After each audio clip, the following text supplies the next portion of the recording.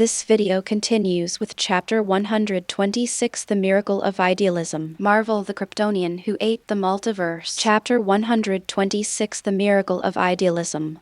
Well, the shadow of the giant beast slammed the ground with a loud bang. The two of them disappeared on the top floor of the fortress in an instant.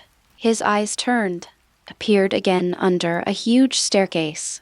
The steps stood alone in the space.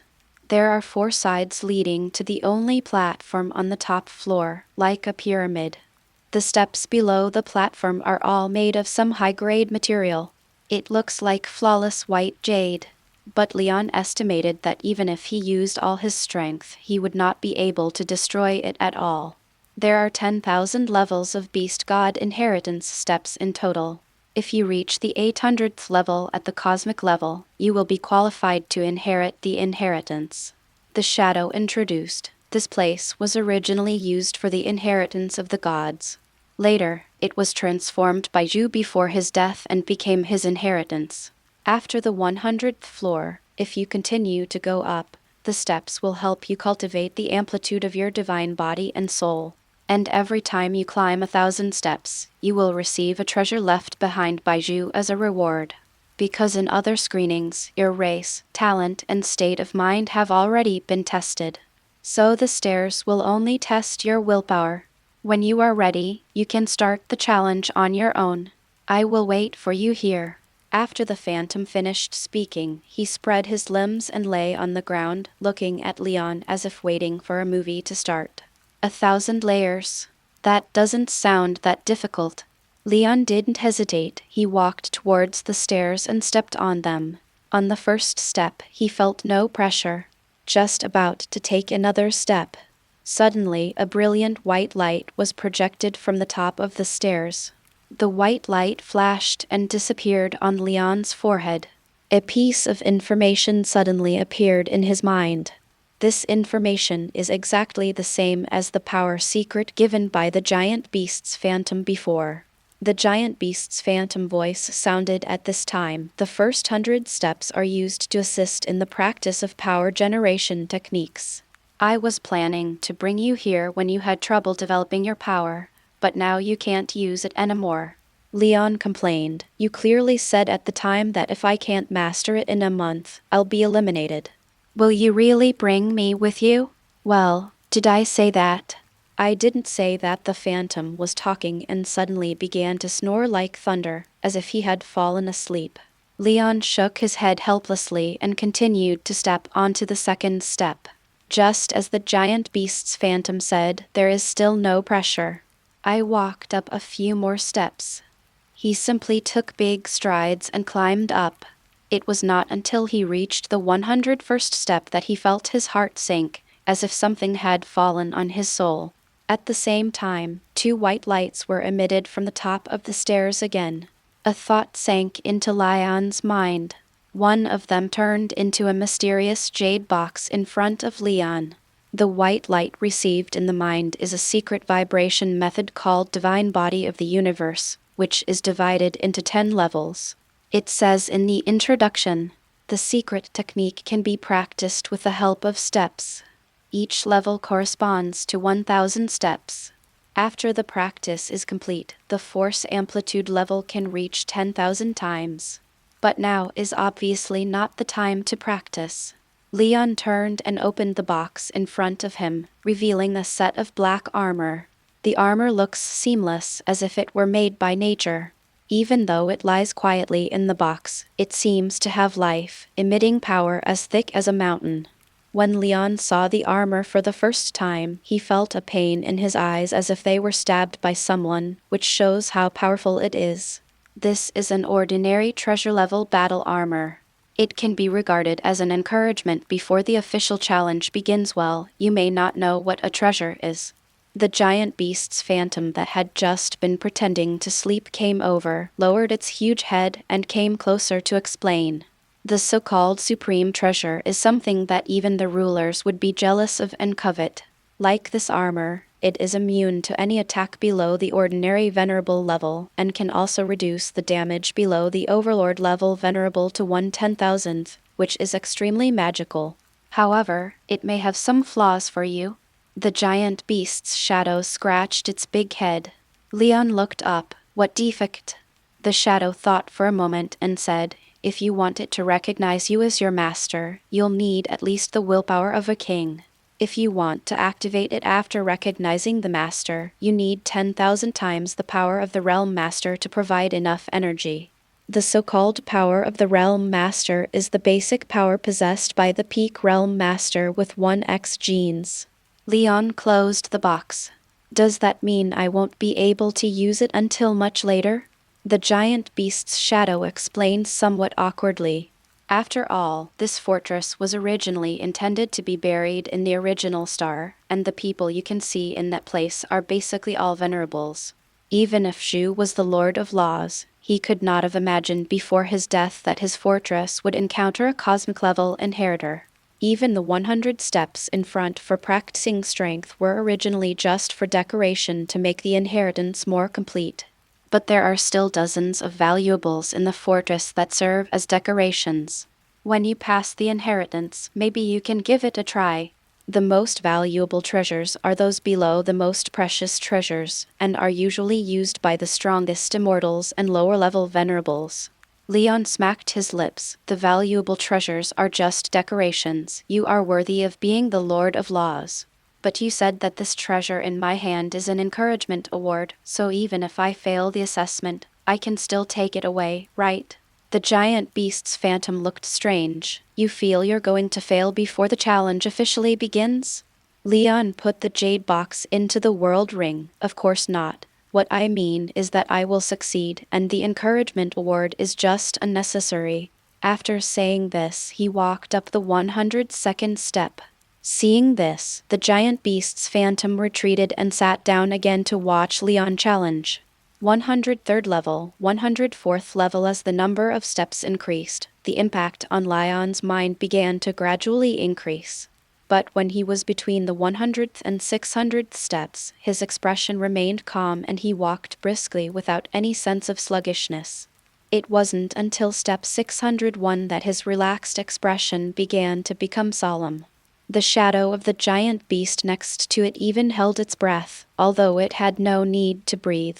It murmured in a low voice, after the 9th level, it is the willpower of the domain master level, and the TH level is the limit of the domain master level, but he is only the TH level of the universe level. It is too difficult. The willpower attribute of the starry sky world will generally increase to the same level as the strength realm as the realm improves. And Leon has the blessing of a clear mind and a 100 times increase in genetic multiples. His willpower has actually reached the mid to high level of Domain Lord. As we continue to climb, beads of sweat gradually appeared on Leon's face. His body was not tired, but the wave after wave of mental shocks that came like a tide made him extremely exhausted. 703rd level, 706th level. It was as if a huge hammer hit his brain, and Leon gritted his teeth and climbed forward. He walked up another step, and the shadow of the giant beast behind him exclaimed, 751st step. Good job. But Leon's vision was beginning to blur. Beads of cold sweat dripped from his eyelashes and fell into his eyes. But that wasn't why his vision was blurry. The real reason was that his mind was so tense that he had to abandon all concern for the outside world. The continuous mental shocks were like countless blades cutting his soul. The feeling of his soul being torn apart made him feel like dying. With every step upward, the knife in the spiritual world becomes sharper. 789th level, 790th level. Leon was already lying on the steps in pain. This is almost his limit. But he still moved slowly. The test of this round is will. The so-called pain is actually the pain in his consciousness. The one who can endure the pain at this time can go further. But Leon's original intention was to become stronger, and he would never endure the pain that stood in his way of becoming stronger. The only goal he had in mind was the 800th level. All the pain that was coming his way was cut off in his heart. His vision was completely dark, but his eyes were still sharp, still staring at the steps above. Level 798. Blood gushed out from the corner of Leon's mouth. He bit his own flesh with his teeth, using the physical pain to fight the mental pain. In his dark mind he imagined himself throwing a punch. The enemy is the pain that comes your way. Punch. Punch again. Level 799. Leon's entire body was shaking. The sunlight flowing from the world ring continued to repair his body, but it could not repair the pain in his consciousness. His consciousness has reached a limit. The gap between a major realm and the starry sky world is thousands of times. Even with various physical and mental blessings, there is still a gap of dozens of times for Leon. But he used his willpower to overcome the gap of dozens of times. Now, there is only one last step left. But he could no longer control the movement of raising his hand, and his raised right hand trembled in the air as if it was about to fall apart. Alas, it really doesn't work. Never mind. At most I can go back to that dim place and sleep for a few 100 million epochs. The voice of the giant beast's phantom sounded in Leon's ears with deep regret. Little guy, don't hold on any longer. I've given you the ring and treasure from that world. If you hold on any longer, your soul will be damaged. The giant beast's phantom could see that Leon's consciousness and spirit had reached their limits. This little guy may have never experienced such hardships in his first half of his life. It is commendable to be able to get to this point by relying on talent and state of mind. Leon did not react at all to the phantom's recognition. He no longer had the willpower to speak, and could only shout in his heart. No, there's no way I'm stopping here. Go further, go further. I must succeed. He wants to become stronger. Since the day he had Kryptonian blood, he has never backed down on the road to becoming stronger. It's just the will of a peak domain master. How can you stop me? Leon's heart was roaring and raging. He didn't go through much hardship, but the death and time travel in the previous life, and the life in fear before the age of 16 in this life, make his desire to become stronger unshakable. All his beliefs were twisted into an indestructible rope to block the mental impact coming from the stairs. Just when his inner cry was the loudest, something seemed to break in the sound. Deep within his genes, a golden light suddenly lit up and quickly spread throughout his body. His gene multiplier increased rapidly. 101 times, 102 times, 200 times. The strength of his will also increased dramatically as if through a transformation. The heart-wrenching and bone-wrenching pain the moment before suddenly became painless. He stood up unsteadily and took the last step with a bang. 800 steps. How is it possible? The gene multiplier doubles, and the will is promoted to the realm master level. The giant beast's phantom exclaimed in disbelief. Leon stood on the steps, looking at his hands, also in amazement. That was a superhuman psychic ability. How is that possible? Chapter 127. Speculations about Kryptonian Bloodline. Do you know what happened just now? The giant beast's shadow came over and asked. Leon was also confused. I don't know either. This has never happened before. Let me think, maybe it's your hidden talent. Some special lives have hidden talents that need to be stimulated later. The shadow just had a guess and then immediately denied it. No, that's not right. Even if it's talent, it's too exaggerated. Before becoming the Lord of Laws, genes more than 100 times cannot be improved through acquired methods. The shadow suggested, why don't you try again, recall the feeling just now, and try again. Leon recalled, it felt like my genes were responding to my heart. This sounds a bit like the setting of Superman in the DC main universe.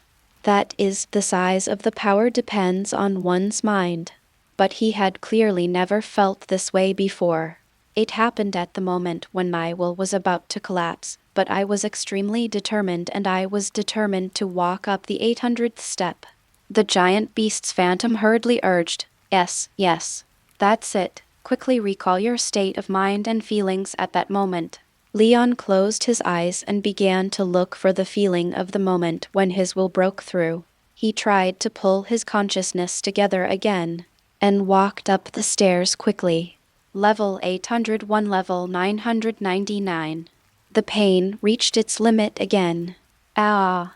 Leon cried out in pain and forced himself to move forward. However, this time, even though he was in so much pain that he almost lost consciousness, no miracle happened. The giant phantom took Leon back to the bottom of the stairs. After Leon recovered, it said, "It seems your gift is more complicated than you thought." Leon lay on the ground, exhausted after his willpower was squeezed to the limit. "I wish it could be simpler." He suddenly missed Tony. Leon himself was in Mount Lushan, and for a moment he couldn't find the thread to sort out his thoughts. If Tony were here, he would definitely be able to help him analyze the situation clearly. "Perhaps you can tell me about the process of your birth. I have lived longer and may be able to give you some advice," said the giant beast's shadow. The birth process. Leon hesitated and narrated the origin of his bloodline vaguely. A few minutes later, the phantom frowned and looked at Leon as if he were a little monster. "You mean, your bloodline comes from another existence similar to the original will, but it has an upper limit. It was only after being transformed by the original will that it became 100 times more genetic." "This is impossible." The phantom walked back and forth several times on the spot, and a stream of real air came out of its nose. "Not to mention how great the original will is, it is impossible for it to condescend to help you transform your body at the cosmic level. Even if the existence you are talking about is real and no less powerful than the original will, then he can't possibly give you a bloodline with such a low upper limit. There must be something you haven't figured out yet." The shadow of the giant beast kept on mumbling and denying everything, but its words were like a key that clicked open the shackles of Leon's thoughts. Leon froze in place. Yes. How could the original world possibly send out a bloodline with such a low upper limit, since he has obtained both Kryptonian blood and the ability to travel through time? And the ability to travel through time is so strong. Then the Kryptonian bloodline cannot be this mediocre thing with an upper limit of only 2 million tons. Even people in a certain hydrogen continent know that there can be no difference between twins.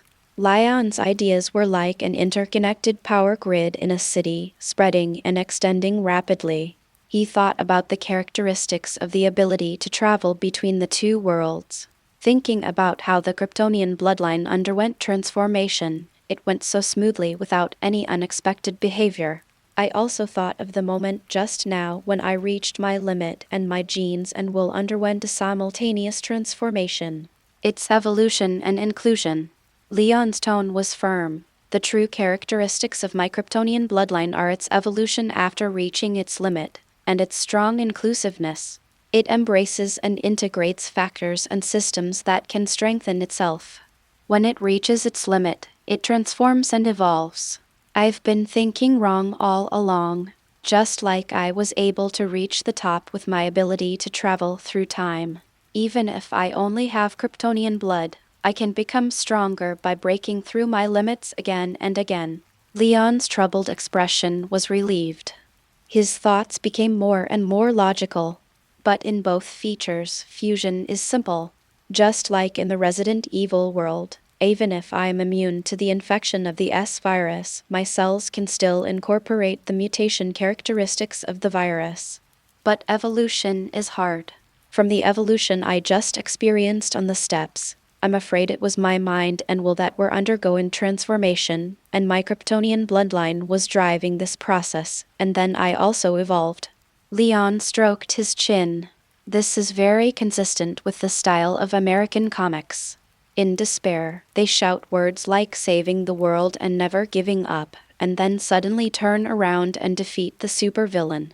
But there is no doubt about one thing: as long as my genes continue to evolve, 1,000 times, 10,000 times, or even 100,000 times, one day I will become Silver Superman, Gold Superman, or even Supreme Superman.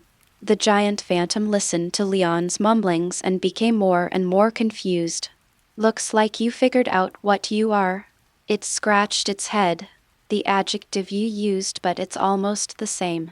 I have never been so clear as it is now. Leon stood up from the ground. He looked at the giant phantom. I think I have passed all the tests.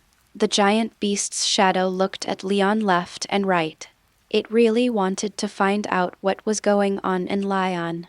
But in the end he nodded and said, "You have passed the test. Congratulations. You have obtained the inheritance of the light-time beast god." It twisted its body and shook its scaly tail, and it was obvious that it was in a good mood. "Come on, let me introduce this fortress to you first." The giant beast's shadow stomped its feet. The two of them were transferred to a huge world. There are mountains and water here, white clouds floating in the sky, lake water flowing at your feet, and a courtyard on the top of the mountain. It's just that the mountains are a little high, the clouds are a little long, and the water is a little wide.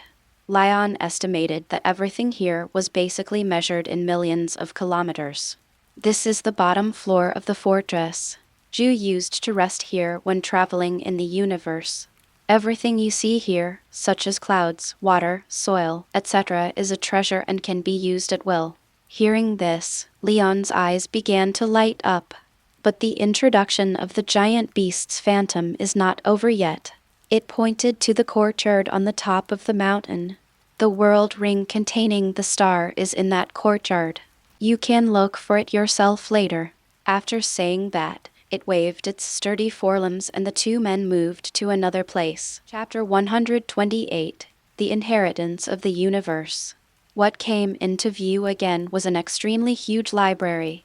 Rows of bookshelves were densely arranged to the end of Leon's vision, seemingly endless. Here are most of the secret books collected by Ju. There are all kinds of laws and fusion laws. The highest one is the ultimate secret method of the Lord of Laws. You can practice these secrets at will. Except for the Law Lord level secrets and amplitude secrets, you can also teach them to others at will. Leon spotted some technological instruments in the corner of the library. He thought about Tony and Jarvis. He asked quickly, "Is there any scientific knowledge from the last reincarnation era here? Also, is there anything like the mechanical heart that can allow intelligent life to evolve?" A question mark appeared on the giant beast's head. Technological knowledge? What do you need that kind of useless stuff for? I don't have a mechanical heart either. Do you want one for your own intelligent life? The giant beast's tone was full of contempt for technology. Leon held his forehead when he heard this. As a being who was born as the master of laws, the beast god simply looks down on things like technology. As the intelligent life of the beast god, the giant beast's phantom seems to be the same. "I have a brother and a smart butler, and they need these things," he explained. The giant beast nodded, and its fierce gaze softened slightly. "It's not that you have to take these unorthodox paths. You have to remember that you are the descendant of the great Lord of Laws, Ju. You are destined to make the way of light and time famous throughout the universe. Don't take the wrong path." With a casual move, it took out two mechanical objects that were only as big as its pores from a pile of technological creations. "Here, these are the best." Leon took it. It was a light computer as big as his head and a metal box. This optical computer is the data core of a spaceship that was accidentally crashed when Ju was traveling. That spaceship is an immortal battleship. There should be a lot of scientific and technological knowledge stored in its optical brain. At that time, the debris was flying towards a planet with life, and Ju took it away. Otherwise, he would not have taken a liking to these things. The other one is the key to evolution. It usually takes millions of years for an intelligent program to evolve into intelligent life. This key can flush the intelligent program with data flow, shortening the evolution process to less than a week without changing the essence of the other party. Leon nodded repeatedly and put the optical computer and metal box into his inner world. "Are you satisfied now? Is there anything else you want?" "No, very satisfied." The giant beast nodded and clapped its right paw again. The two returned to the previous assessment level. This is the third floor, where treasures are passed down. You will be rewarded with a treasure for every 1,000 steps you climb. The highest level reward is a set of pinnacle treasure armor and a high-level soul treasure. It didn't care that Leon's eyes were about to pop out when he heard the word peak treasure, and clapped its claws again. The two returned to the original dark secret pattern space. The shadow of the giant beast pointed at the secret patterns all over the sky and said, "This is the core inheritance site of the top floor. All the secrets created by you are here. You are not allowed to pass these secrets on to others." Then, next comes the final fortress core. The giant beast's phantom looked serious, and it slapped the ground with its claws, and the two of them teleported to the last space. This place is very similar to the top floor. It is a pitch-black void. But in the midst of the darkness, there was a ball of golden light. Leon followed the giant beast's shadow and gradually saw the scene in the light clearly. The golden light came from a gilded ball. The sphere seemed to have the same texture as the fortress. Even if Leon used his supervision to the fullest, he couldn't see any texture in its material. It was as if it was an absolutely smooth sphere. And around the sphere, there are 8 giant beast sculptures that are hundreds of meters high. Leon was so moved by the sculptures that he had an impulse of enlightenment at the mere sight of them. They were obviously treasures that were no less precious than the dense pattern diagrams. This is the core of the fortress. The 8 beast god sculptures are engraved with 8 kinds of fusion laws, which can be used for enlightenment. And what you have to do now is to claim ownership of this fortress. The giant phantom pushed Leon in front of the gilded core. Leon raised his eyebrows, recognized the master fortress. Is this fortress also a treasure or a great treasure? The giant beast nodded. It's called the Time Fortress, and it's a palace-type pinnacle treasure. A palace-class treasure of the highest caliber. Leon exclaimed, "This is a treasure that even true gods would covet." The giant beast grinned. "You are quite knowledgeable. Its conditions for recognizing its master are quite special. It requires a willpower that is 1 level higher than one's own cultivation. It took Zhu trillions of years to hone his true god level before he finally recognized him as his master. You are much luckier." Leon was delighted and nodded with a smile. "That's right, I now have the willpower of a world master, but only the strength of a universe. I can definitely make it recognize its master. Not to mention this fortress, with his willpower 2 levels higher than his actual strength, he can even try to conquer the Star Tower at the God King level." Leon walked to the gilded sphere, placed his right hand on it, and calmed his mind. A mental shock suddenly rushed into his nucleus. But with his current willpower at the level of a world master, this impact is not even enough to tickle. Half an hour later, the Time Fortress successfully recognized its master. When Leon opened his eyes, the giant beast's shadow also laughed easily. "It's over. It's finally over. The inheritance has an heir, and I can finally be free." The joy that had just risen in Leon's heart upon hearing this gradually disappeared. "What do you mean by that?" he asked, looking up at the beast. The giant phantom shook his head. "In fact, I am not an intelligent life. I am made up of a memory left by Zhu and a part of divine power. The purpose is to find a satisfactory successor. During this long period of time, I have been sleeping in order to prevent the rootless divine power in my body from being eroded by time. This past month was the first time I've been awake in so many trillions of epochs. I thought it was just a waste of divine power. In the end, I successfully found a successor and completed my mission. I'm already very happy, little guy. I want to thank you. You are worthy of being the one favored by the original will." The phantom of the giant beast said approvingly. Over the endless years, there were very few people he cared about, let alone a cosmic ant. But now he recognized the little guy in front of him. "Is that so?" Leon looked at the giant beast's shadow with a complicated expression. "It turns out that the other person is you." No wonder he looks almost the same as the beast god sculpture. He originally wanted to bring the behemoth shadow back to Marvel, but now it seems that is not possible. That is to say, the moment I successfully obtain the inheritance, you are destined to die out. Just as the desolate feeling of parting was about to surge into his heart, Leon was pushed by the giant beast's phantom with its huge claws and staggered. Chapter 129 Your origin will sends an angel investment invitation. What's that expression on your face? The giant beast's shadow shouted. As the descendant of Zhu, you are not allowed to show that kind of expression. We are born from the bloodline of the beast god, and we only fight forward without hesitation. My death happened in the last reincarnation. Now I'm just fulfilling my last wish. I'm happy about it. Why should you be sad? The giant beast's shadow made a sound like thunder. Okay, now comes the last step. Its entire body burst into endless red and white light. An infinite divine power gushed out like the Milky Way hanging down the arm of Orion. Get ready. In order to avoid being discovered by the powerful people of this reincarnation era, I will burn my divine power, send the fortress of time into your inner world, and disrupt the time and space here. The next moment, the giant beast's shadow suddenly solidified, and its divine power belonging to the Lord of Laws enveloped Leon.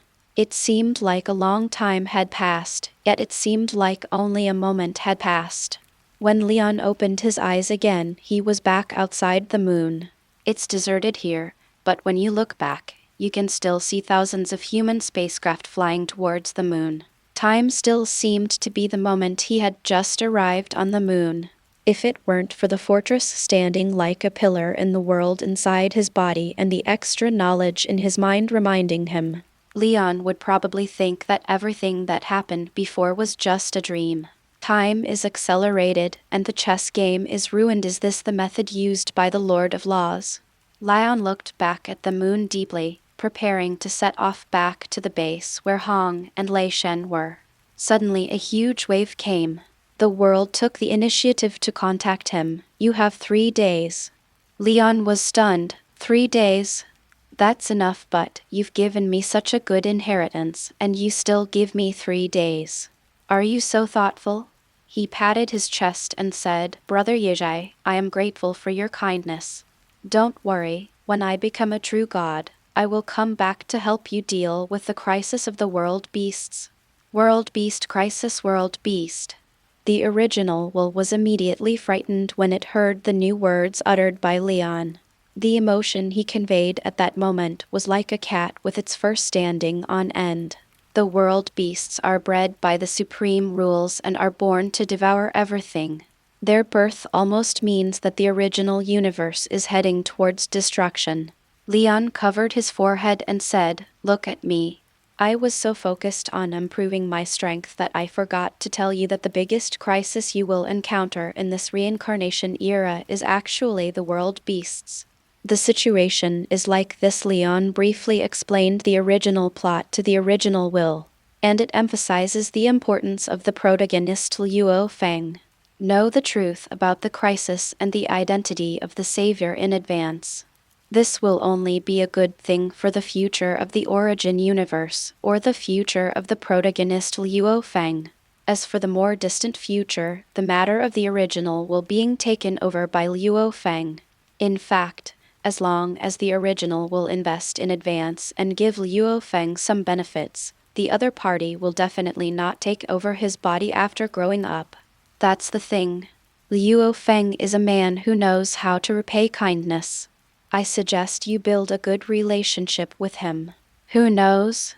When he becomes a lord in the future, he might come back to help you and turn you into a real life. Luo Feng Lord level. What about you? The original Will asked intermittently. What, me? Of course I'll still help you. Can you become a lord in the future? I don't know, but I have confidence. The original Will was silent for a long time. You can come back when you are the Lord of Laws, and I will prepare something for you. Leon raised his eyebrows. Oh my God, could it be that Source Will is going to start the second round of angel investment? He couldn't help but smile like a flower. Okay, of course, it's settled. 3 days later, Leon sat cross-legged in the cosmic void.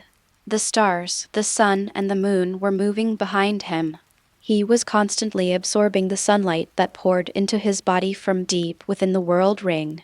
Every cell in his body was cheering with joy.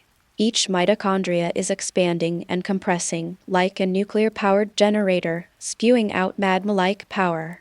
In the prokaryotic void within him, the galaxies that were originally born in the first stage of the universe have become extremely large. This constantly rotating galaxy has 8 arms. At its center lies a huge spiral black hole. There are also 8 small black holes on the 8 arms.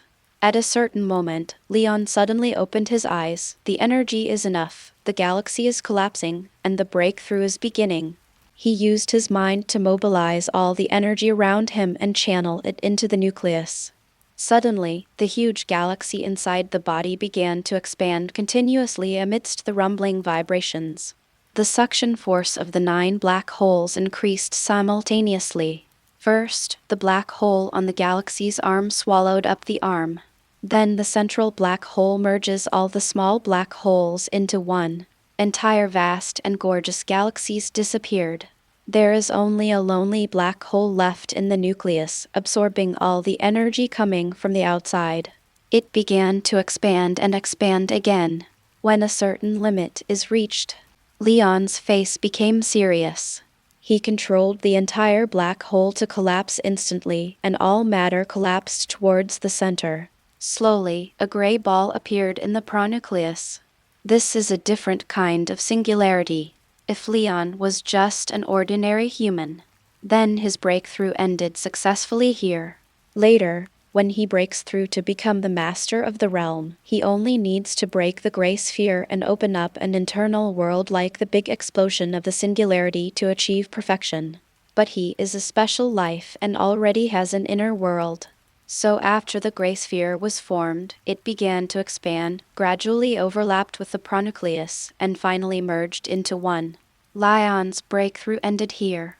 He stepped into the threshold of Domain Master. But this is still not the end of the breakthrough. After the promotion, the genetic energy begins to feed back. Every drop of blood, every cell, and every bone in Leon's body began to change from the underlying structure. His body was covered with a layer of golden lines, which were the marks of the laws engraved in his body. The already perfect body has been further optimized in all aspects. The most obvious change is that his speed of becoming stronger has increased again. Even if the Domain Lord level continues to break through, the energy required will be exponentially increased. But his optimized genes and body will not slow down his breakthrough speed much. This is the Domain Lord level. It is incredibly powerful. Leon flew in the air, feeling his own power. The normal first stage of Domain Lord has a force of 2 trillion tons. But Leon's current gene multiplier is 200 times, so his basic strength is as high as 400 trillion tons. Plus the technique of exerting 100 times the force. The force he can exert is as great as 4 trillion tons. This is not much worse than the average realm master. But it is still not powerful. Even the moon orbiting the Earth weighs 7,350 trillion tons. With that little power he has, he can't even push the moon. However, if we also take into account his speed, which is close to the speed of light with the help of the laws, blowing up the Earth with a full-strength punch is no longer a joke. It's time to leave. Leon looked back and flew towards the Earth. Chapter 130 Return to Marvel. Before leaving, Leon left a lot of secrets to Hong and Lei Shen, who successfully broke through the planetary circle, and handed the giant egg of the horned torch beast to Hong. The talent of the clone of the torch beast is the same as his and cannot be used in combination, so it is better to leave it to others. Keep this thing for now, it may be useful in the future. But if it hatches before I come back, then you can discuss with the god of Lei and let anyone take over its body. Liuo Feng will definitely be taken care of by the world consciousness in the future, and maybe he will even be able to take over a special life. Anyway, Luo Feng basically has no use for such upper-middle level opportunities as the Horned Torch Beast, so he might as well leave it to his two disciples. Teacher, you are going to the universe alone, so be careful. Hong took the giant egg solemnly, as if he was carrying a mountain. Lei Shen touched his big bald head and said, Teacher, how did you cultivate to be at the Domain Lord level? He. When Hong and I go to the universe in the future, we will rely on you to protect us. Go to hell, you and Hong are two crazy cultivators who are eager to fight with others every day. What protection do you need? Leon waved his hand. On the contrary, you have to protect the Earth. I will go to the universe to build a foundation and wait for you to find me. After saying this, his figure flashed and disappeared from the Earth in the blink of an eye, as if he had never been there. Lei Shen stared blankly at the place where Leon disappeared. I still can't see any movement track of the teacher. Hong, how strong do you think the teacher is? Hong carried the giant egg and patted Lei Shen on the shoulder. At least 10,000 times stronger than us. Teacher is a real strong man. Let's work hard together. Next time we meet, we must give the teacher a surprise. Even the reflection on Lei Shen's head was showing something called fighting spirit. It is good. Leon is floating in space in the star world. When he activated his ability to travel through time, he suddenly discovered he had been in Star World for 8 days, but 10 days had passed in Marvel. In terms of the speed of time flow, Marvel is actually even faster. The amount of energy required to cross over almost consumed 100% of his physical strength at that time.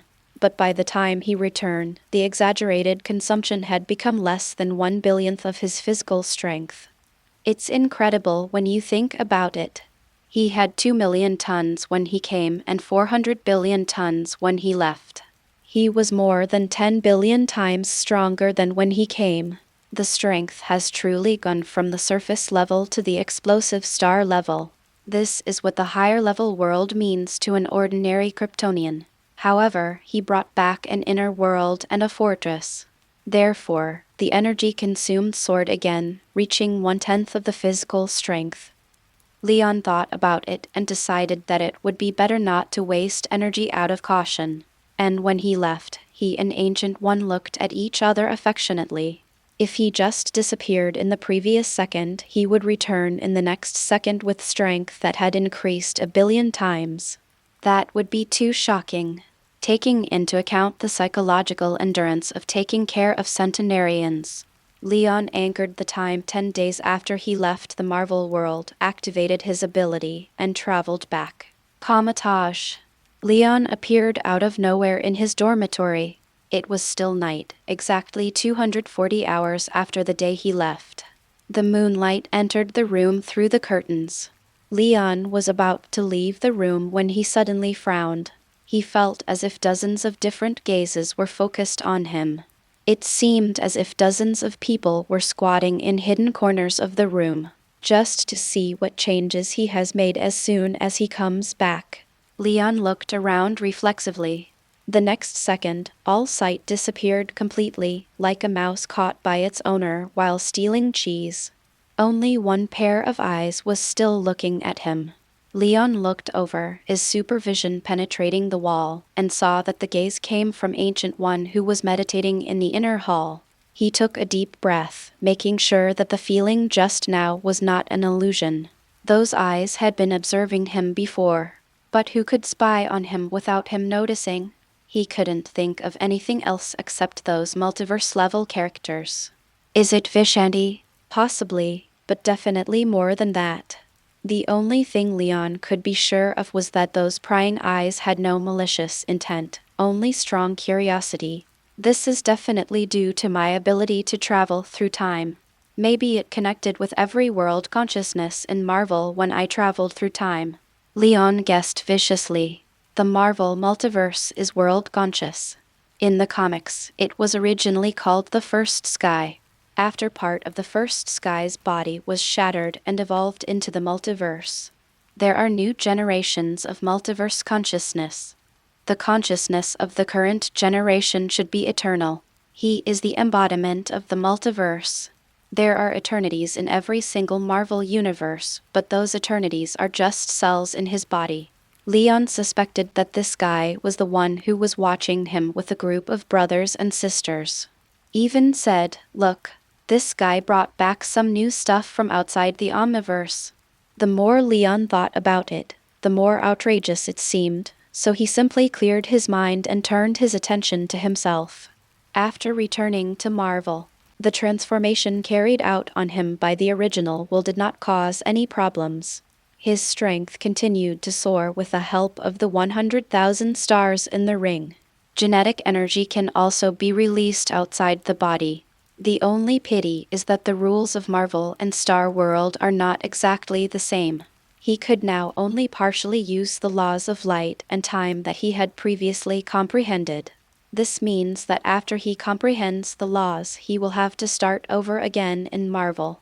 Leon then spread out his mental power, covering the entire world this moment. He saw Tony and others who were working diligently on the other side of the earth. I also saw the scenes happening in the countless lead houses that were hastily built. Having telekinesis does make things a lot more convenient. Leon said to himself. Next, let's go see Master Ancient One. She must be very curious about the results of my trip. Leon pushed the door open, walked towards the inner hall, and knocked on the closed door. Master Guyi was sitting behind the table in the hall, looking at him kindly, his eyes filled with admiration and amazement. "You're back?" "I'm back." Leon sat down opposite Ancient One. "It's only been 10 days and you've become a different person. The other world is truly incredible." Ancient One poured tea for Leon. Leon took a sip and praised, "Master, the tea you brew is still so delicious. As for the changes, it's actually not that bad. I just became a little bit stronger. I still need to continue practicing. Just a little bit. But I can't see through you anymore. How strong are you now?" Guyi tapped the folding fan in his hand. Leon smiled and snapped his fingers. Suddenly, the space around the two of them seemed to be spread out by countless tiny prisms, unfolding into a mirrored space. The energy source of this spell is the genetic energy in Leon's body. "It should be okay," he said with a calm smile. Ancient One felt the fleeting and powerful energy surging out of Leon's body the moment the mirror space unfolded.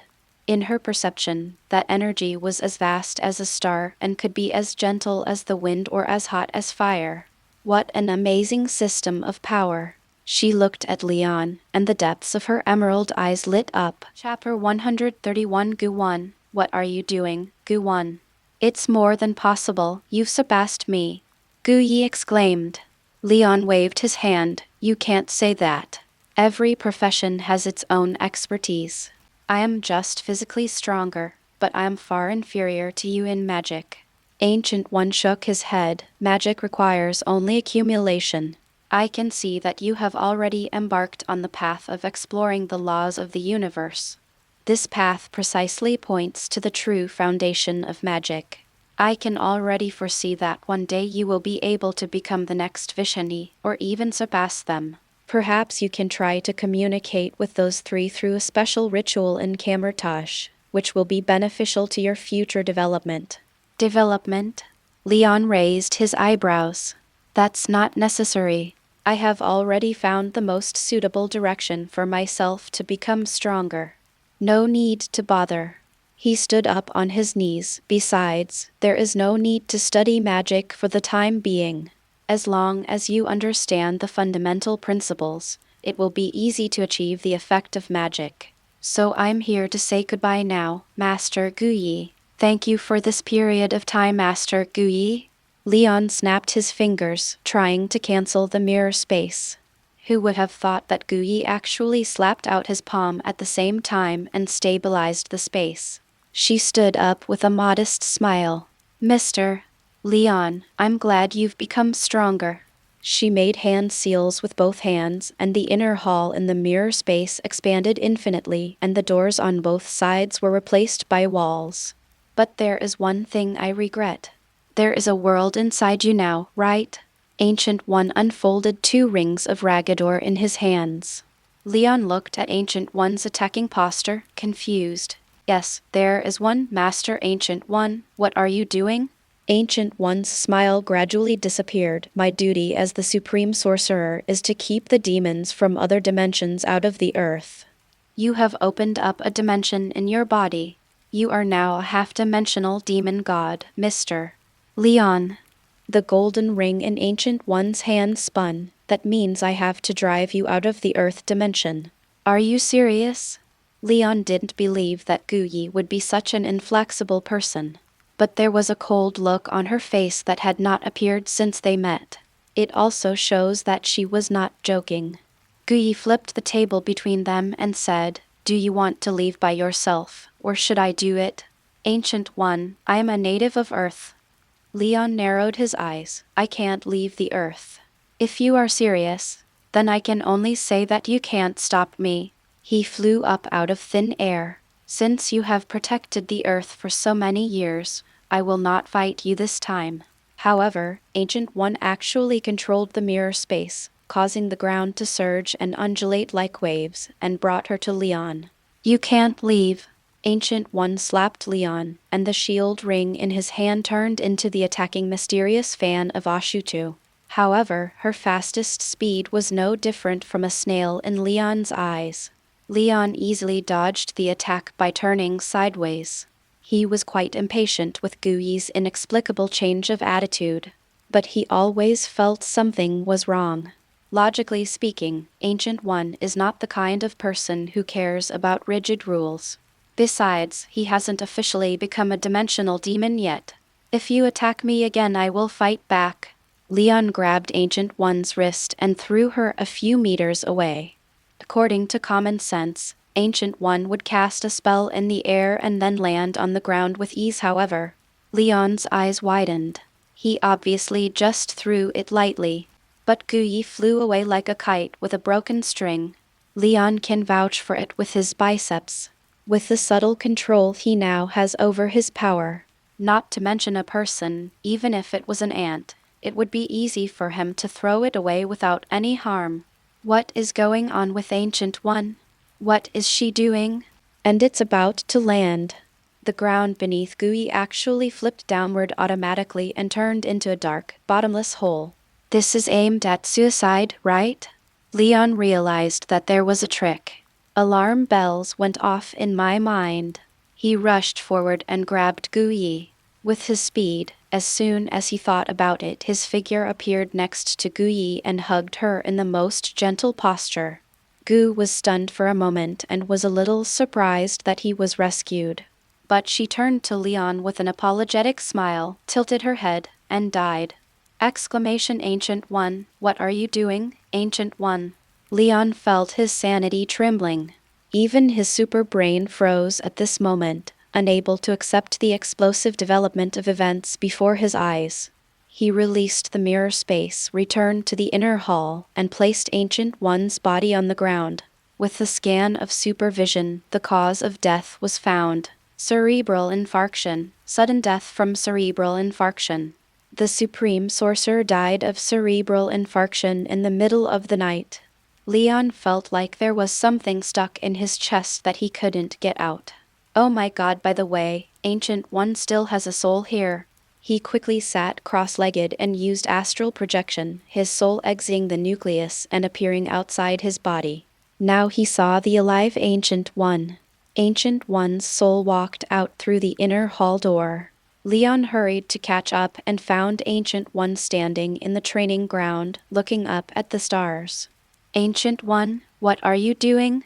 Guyi looked at the stars in the night sky with a nostalgic expression.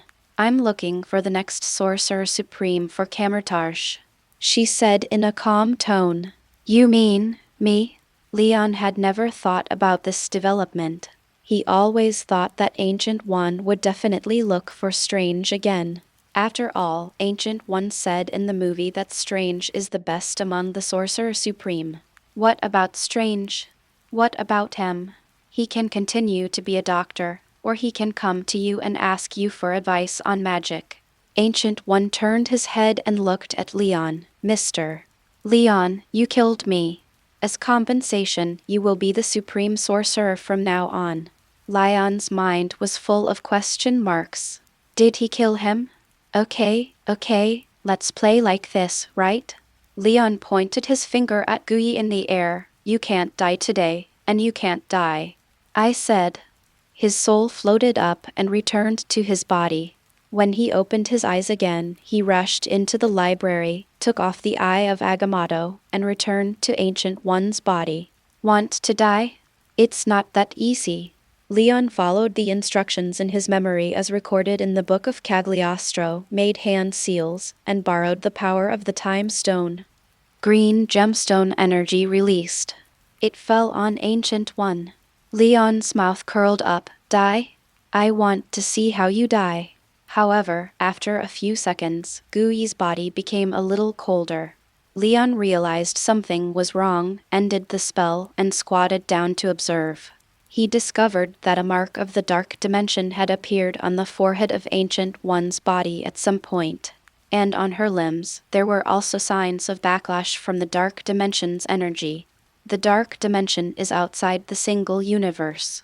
It is not affected by the Time Stone, and the same is true for the energy coming from it. Ancient One's soul broke into reality from the spiritual realm and explained, "You can't use time to revive my body." Her tone was extremely calm and detached. It's like telling a Tony teacher that the other person can't save her hairstyle because she is bald. Leon opened his mouth, but no words came out. Chapter 132 Death of Gu 1. This death is really comprehensive and thoughtful. Even the rescue measures were anticipated. Leon was filled with admiration in his heart. He finally realized that Gui really wanted to die. Master Ancient One, I understand that you are tired of fighting with the dimensional demons for hundreds of years and want to return to the embrace of eternity. But if you force me in this way, I won't be able to take over as the Sorcerer Supreme. Although he understood Ancient One's motives, Leon still flatly refused. Do you think that as long as you die and leave the burden behind, I will naturally take your place to fight against the dimensional demon god? Facing Leon's questioning, Gui put his hands behind his back and smiled apologetically. This earth has everything that Leon has experienced in the past decade or so of course he will protect it. Not to mention the invasion of dimensional demons. Even if it was the living tribunal, he would be at the forefront. But Ancient One doesn't think that's what Leon must do. Just like she allowed Kamar-Taj's apprentices to go down the mountain on their own after they had learned enough, instead of asking them to repay the kindness of teaching. Although it has protected the earth for hundreds of years. But she is actually a self-denying person.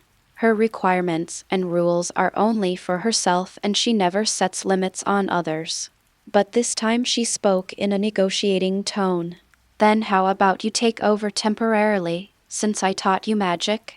Just perform your basic duties and fend off the dimensional demon. After all, you don't want Earth to suffer a dimensional invasion, right? You can leave everything else to Mordo.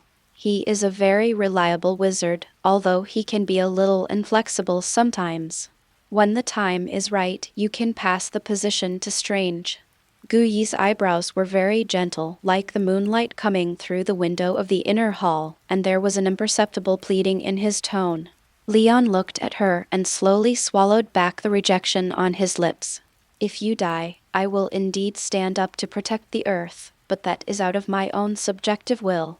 But, Master Ancient One, have you used the Time Stone to see my future? Ancient One shook his head in confusion. I have seen it, but it is not certain. The future I saw is meaningless to someone like you who can travel to another world.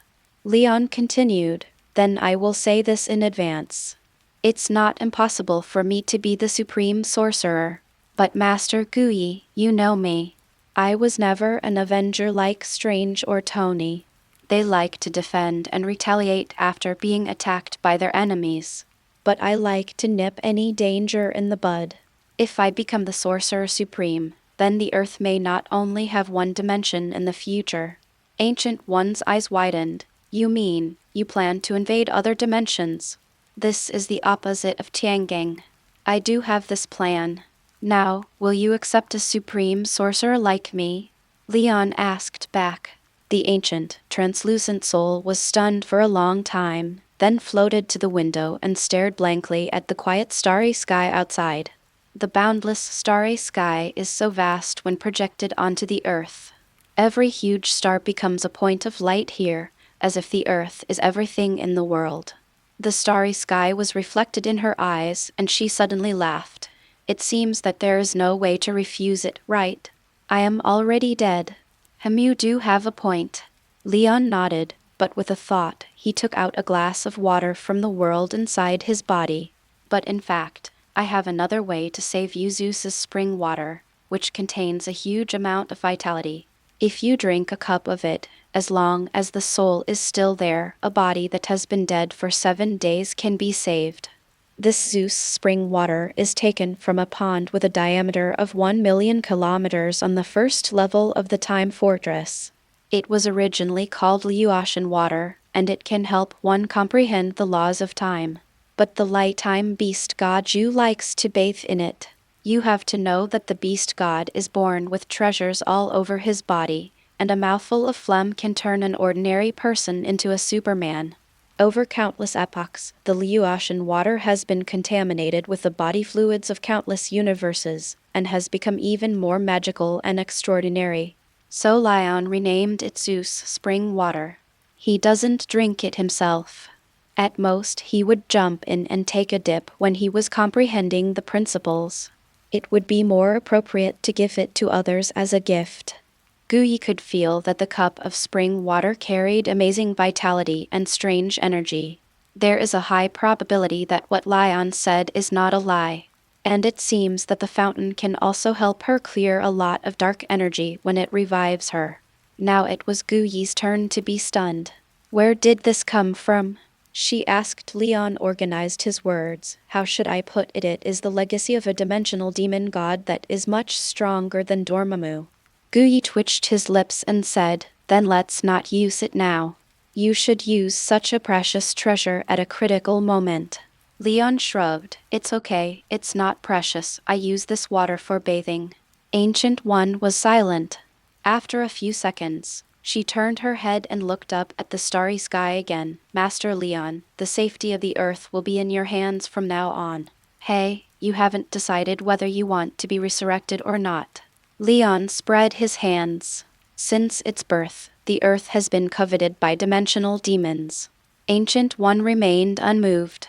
If you don't tell me, I'll make you drink this glass of water. Leon pretended to pour the spring water.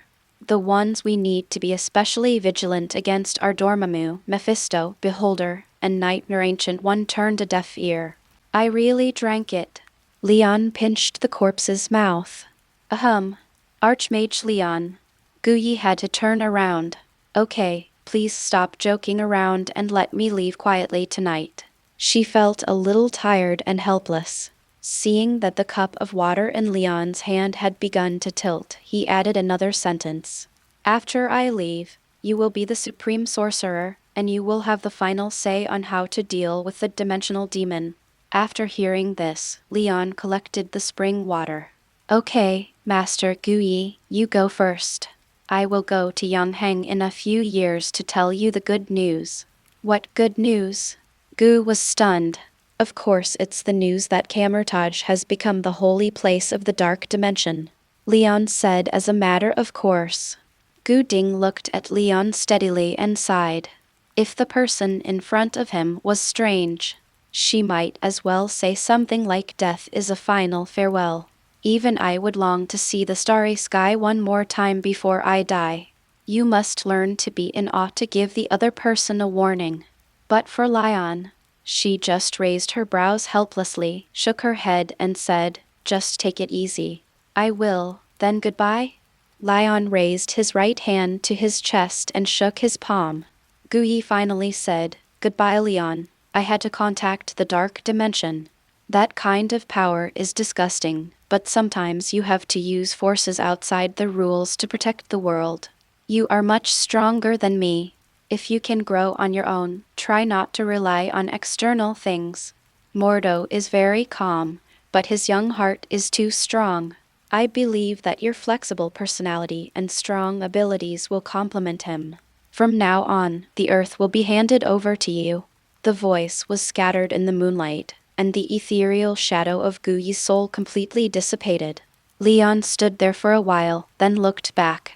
The body on the ground had completely lost its temperature. Chapter 133 Supreme Mage Challenge. The next day, Kamar-Taj performed the cremation of Ancient One according to Kathmandu customs. On a high platform made of firewood, Ancient One was wearing his usual beige robe, with his hands on his chest and abdomen, looking peaceful. Today, except for the mages guarding the 3 holy temples, all members of Kamar-Taj gathered here. Each of them wore plain robes, faced the burning wood pile, made hand gestures, and half bowed their heads in mourning. The Ancient One has protected the earth for hundreds of years. Everyone standing here has felt the care from this supreme sorcerer. Her death undoubtedly means the collapse of a stabilizing force. Madhu stood at the front of the crowd and read the eulogy in Tibetan. Although Ancient One was a Celt, she had guarded this land for a long time and had completely integrated into it. When the firewood burned out, Mordo finished his last eulogy. Some wizards silently stepped forward to collect the ashes, while others shed silent tears. After the funeral, it was already evening, but for the mages of Kamar-Taj, there is one important thing that has not been announced today. Everyone, the Ancient One predicted his own death 10 days ago. Mordo stood in front of the mages and said something that made Leon's heart twitch. So as soon as he left the Marvel world, Ancient One started making retirement plans. Leon felt a up feeling in his heart. Mordo continued, "She told me, and she told most of you, that more than a month ago, we welcomed a most powerful and reliable wizard Superman." Mordo pointed at Leon, and all eyes looked over there. There was curiosity, approval, and shock, but no doubt. Who on earth right now doesn't know Superman? Perhaps there are only savages in the mountains and primitive places like South Africa. Even those villages in India that don't have access to the internet have basically heard of the term Superman. The mages certainly knew how powerful Superman was. They were just a little confused. How could a strong physical warrior like Superman also be a magician? The crowd automatically gave way. Leon walked up to Mordo and said, "From now on, just call me Master Leon." Mordo looked at Leon deeply. Late last night, just as Leon returned to Kamar-Taj, the Ancient One died. This made him doubtful. Has Guyi already reached the point where his energy has run out? He had been trying hard to stay alive just to persuade Leon to take over the position of Supreme Sorcerer. Considering Leon's strength, perhaps there is no one on Earth more suitable to be the successor than him. I believe everyone has heard of Master Leon's strength, and many of us have already witnessed his magical attainments half a month ago. Mordo said. Previously, Leon was practicing magic in the training ground. He used the energy of Ashutu to release the Scarlet Demon Belt, and used the energy of Sidorak to release the Wind of Wadam. Those dazzling spells have long amazed the magicians of Kamar-Taj. He is undoubtedly the most powerful wizard among us and the most reliable companion. Master Ancient One said before she died that if she died, the next Supreme Sorcerer would be Leon. Vishanti has also approved this appointment. From now on, Archmage Leon is our new Supreme Mage, Mordo announced loudly. He looked extremely solemn, because the appointment of the Supreme Sorcerer was closely related to the future of Kamar-Taj and even the Earth, and no jokes were allowed. Of course, this is just Madhu's own opinion. When Doctor Strange took over as the Sorcerer Supreme, the title began to have some joyful connotations. Mordo took the lead and performed a wizard salute to Leon. Other mages followed behind him, their plain robes bent down like wheat fields bowing to the sun. After everyone stood up, Leon also returned the greeting. His face was calm. I was thinking about what Mordo had just said, feeling a little amused and helpless. Has Vishendi's commission come down? Ancient One is really preparing food and grass before troops move. No wonder Mordo, who was crying silently last night, was not surprised at all when he told him that he would be the next Sorcerer Supreme. But no matter how speechless he was, Ancient One was already dead. After performing the mage salute, Leon looked at Mordo and said, "Is this the end? I remember that the Supreme Mage still has to go through some tests to take office." Mordo nodded. "Normally, you have to complete Vishendi's test and defeat other powerful wizards. But Lord Leon, you have already obtained Vishendi's approval, so these procedures are no longer necessary." Leon looked at the mages present and said, "But I am only a new mage after all. It is better for me to have a fight so that everyone can understand my strength. This way, I will have more confidence when facing the invasion of the dimension in the future." He said so. But what I was thinking was completely different. If he doesn't fight first, there will probably be a lot of people who oppose him when he invades the dimension in the future. It is said that a new official will start with 3 things, so he will first use his fists to teach these mages a lesson. This Mordo and the surrounding mages looked at Leon strangely. Their eyes all said the same thing: "You can withstand nuclear bombs, but you still want to fight with us. Do you want to kill us on the spot?" Seeing this, Leon made a seal. We can only use magic to fight." Mordo finally understood and asked quietly, "I think it's fine, but are you sure? You've only been learning for more than a month." "Don't worry." Leon gave a firm look. "Watch me perform." "Well then, just use your strength when you are not sure. The Supreme Sorcerer must not lose." Mordo was still worried. He then informed all the mages about the Supreme Sorcerer's challenge. Because Ancient One served as the Sorcerer Supreme for quite a long time, so no one present actually participated in the ceremony, especially upon hearing that Superman doesn't plan on using physical strength. They were all eager to try it out. Half an hour later, Leon stood in the middle of the training ground. Mages from various places including Hong Kong, London, and New York formed a circle 30 meters away, and there was even a Minotaur among them. They gathered in 2s and 3s, chatting about the challenge ceremony. Some talked about how other supreme sorcerers were appointed in ancient times, and some talked about the origin of this ceremony. Cantonese, English, and other languages are mixed together. The martial arts training ground was crowded with people, and the lively atmosphere dispelled much of the sadness of Gui's passing. Mordo stood beside Leon and explained the rules. According to the previous challenge rules, the wizard groups in each region select representatives to take turns to challenge. If the supreme wizard candidate needs to rest, then wait. Leon suddenly stopped Mordo. He looked around. "I'm different from other supreme sorcerers. I'm more resistant to attacks. I can even withstand nuclear bombs. So, all of you come at me together." He thought of something and added, "Of course, this is not to look down on you, but to reassure you of my strength. Hey, something's going to get into trouble if you do this woo-woo." Mordo's words were covered back by Leon, and he was pushed out of the field again. Leon crossed his arms and said, "Master Mordo will also be one of you." "Okay, the challenge begins now." The training ground was quiet for a few seconds. The mages looked at each other, hesitant. Chapter 134 Spell Battle. The mages were all hesitant. If they were allowed to challenge one by one, they certainly would.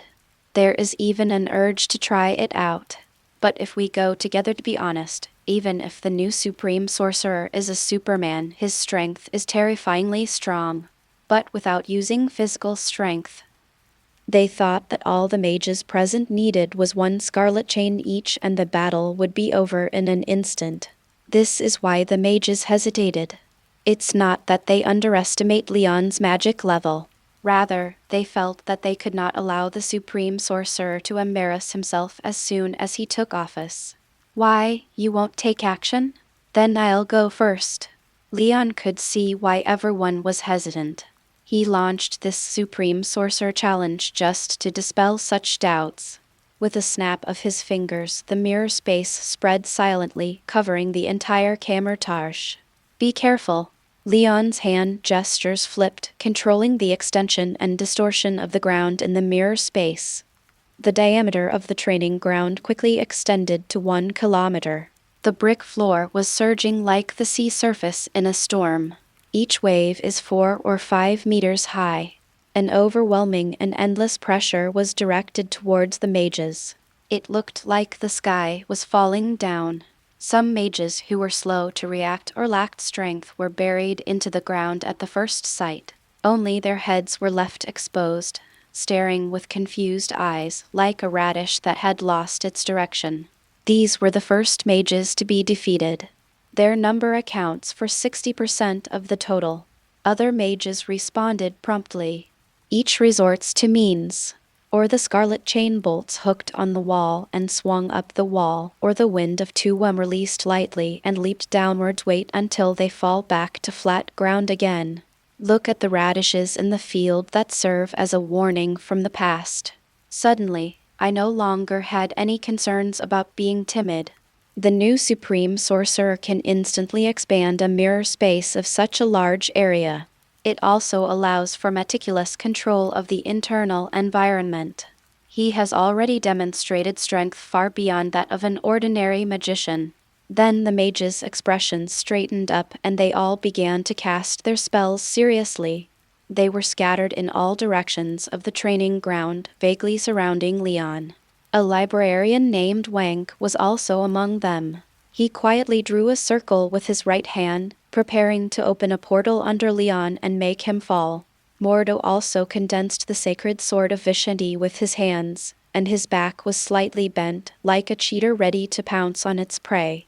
Facing the mages who were ready for battle, Leon put his left hand behind his back, made a seal with his right hand, and just waited calmly for their actions. At this moment, he looked very much like Ancient One when he cast a spell, causing the mages to hold their breath for a moment. They even became more careful with their breathing, moving around Leon with a certain pace. They were making hand gestures and chanting something, as if a group of people were surrounding Leon and were going to sacrifice him to some devil.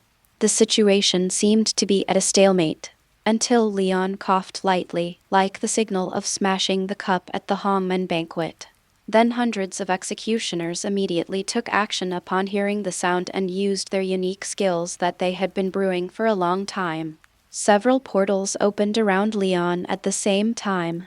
Up, down, left and right, he will have nowhere to go. Nearly 100 scarlet magic belts of Sidorak were thrown at Leon, aiming at every corner of his body. At the end of the line were dozens of Vishanti's sacred swords, and 100 or so more basic magic condensed weapons. There were still people trying to manipulate the mirror space, but unfortunately they couldn't wrest control from Leon. That's true. Leon made a seal with one hand, and several seraphim shields instantly covered his entire body without any blind spots. The mirror space also moved at the same time. Dozens of long strips of soil emerged from the ground in all directions, penetrated into the gaps of the portal, and lifted up Leon. The portal's pincer attack collapsed on its own. At the same time, the earth split into 2 parts, one half turned over and rose into the sky, and the other half fell rapidly. Leon was still held in the air by several long pieces of earth. However, those mages wielding magic weapons stumbled, and nearly half of them fell into the chasm left by the crack in the ground. And those nearly 100 scarlet magic belts were all blocked by the seraphim shield. The mages were about to be defeated just as they began to fight. Old Wang gritted his teeth, holding a stone with one hand and barely avoiding falling into the abyss. His finger with the dangling ring stirred again, controlling the portal below Leon to move upward, intending to teleport him away. Mordo used magic chains to wrap around a huge rock and swung it onto a house. After the earth turned over, the buildings all faced north up and south down, and the roofs became side walls. The remaining mages saw what Mordo did and followed suit, jumping to the north side of the building. At the same time, dozens of portals opened and the mages from another land were teleported back. On the other side, Leon jumped off the earth, dodged the king's portal, and controlled a building to extend out to catch himself. He did not use any physical strength beyond that of an ordinary person, and only fought with spells throughout. "It's my turn." Leon's hair was not messy. He formed a seal with one hand and condensed the sacred sword of Vishanti. Perhaps there is nothing wrong with calling it the Holy Sword of Leon. After all, he now uses his own genetic energy to cast spells. Leon controlled the golden energy sword and shot it at the mages. Then it seamlessly connects to the shape of Aken. The shape of Archon is a clone magic, but it can not only be used to create clones, but also to copy magic weapons. After the Holy Sword of Vishanti was shot out, it was replicated again and again in the air, turning into thousands of swords, which were thrown at the mages like rain. Mordo's eyes narrowed. Quick. Use defensive magic together. Construct a magic shield. Hundreds of mages used the Seraphim shield together, and after the dimensional energy was fused, it unfolded into an energy shield covering an area of hundreds of meters. The next second, the energy sword hit the shield, splashing ripples with a flapping sound and gradually disappeared. "Mage who can use the thunder of Bossat, join me in a joint attack," Mordo commanded again. "Master Mordo, wasn't that a bit too much?" Wank, who was still holding the big rock, shouted. "It would be a shame if we don't use it now." Mordo was the first to condense golden lightning. "Now, attack together." As the great wizard who has always been with Ancient One, Mordo's command is naturally convincing. Dozens of golden lightning bolts gathered together and shot out, and dense electric currents jumped between the rooms. This magic can jump across the surface of matter. The more times you jump, the more powerful it will be. This is already one of the most powerful offensive spells mastered by the Kamar-Taj wizards. Even in the entire Holy Land, there are not many people who can master it and perform it in a short period of time. Dense electric lights were jumping. Run along the building towards Leon. Like a swarm of golden electric currents, the shrill sound of thunder exploded and gathered into one. Faced with this terrifying joint attack, Leon did not retreat, but advanced. He did not use his physical fitness to resist, but faced the lightning with his hands and seals, unfolding a golden light shield. That is a spell the ancient master of Hogus. The ancient body of Hogus, the golden Bossat thunder that gathered into a stream, had turned into orange after bouncing several times. Even Thanos would have to dodge such magical attacks. But the moment it hit the light shield, the 2 or 3 meter thick lightning stream, together with the light shield, transformed into thousands of emerald butterflies amid the huge crash sound. This is the role of the ancient Lord Hogus, to neutralize all attacks from the enemy, especially energy attacks. Chapter 135. What are you looking at, Odin? Emerald butterflies were floating all over the sky, looking like clusters of dancing crystals in the sun. Mordo stared at the butterfly flying across his cheek. Incredible, his Hog's ancient lord can actually block the Bossat thunder attack from dozens of people. The same magic can have very different effects in the hands of different wizards. Leon has endless genetic energy to support him. As long as he wanted, it wouldn't be difficult to use a basic magic with planetary power. Why are you all looking at butterflies? Could it be that we are actually in a turn-based combat system? Leon complained to the dazed crowd. Then it's my turn next. He waved his right hand and repeated the same trick, taking on the form of Aken. But this time he released it on himself. The next moment, thousands of Leons were copied and floated in the air. Everyone has an Ashutu fan with cutting effect in their hands.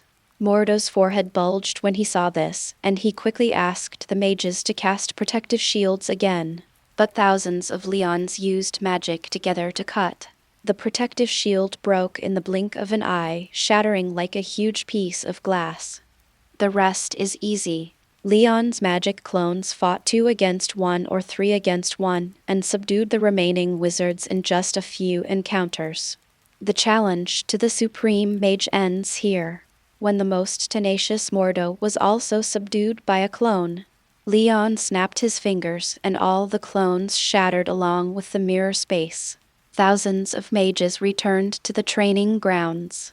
But at this moment, they were either covered in dust or had empty eyes and were lost in thought. Those who were covered in dust and dirt were the minority who were defeated by Leon.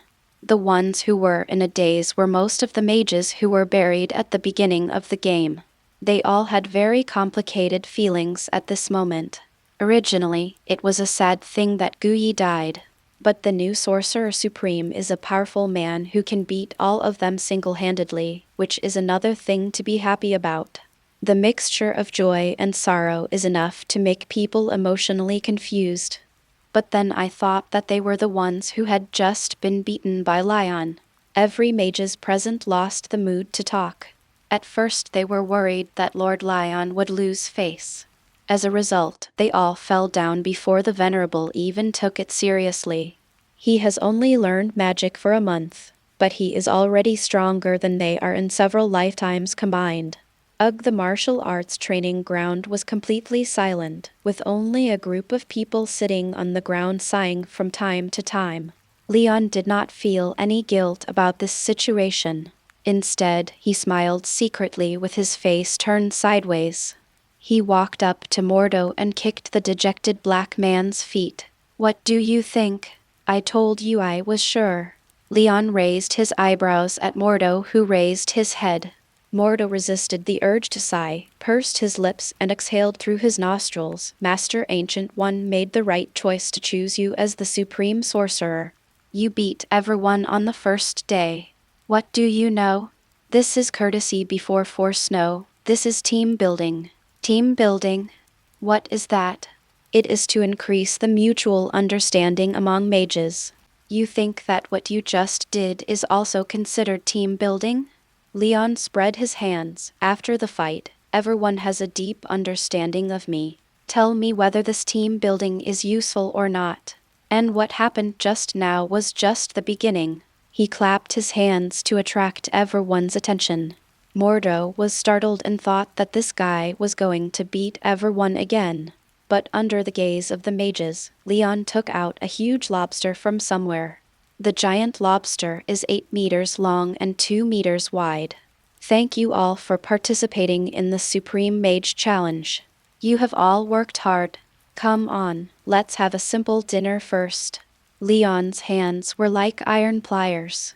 He peeled off the shrimp shells in a few seconds, used magic to light a fire in the training ground and grilled the prawns directly.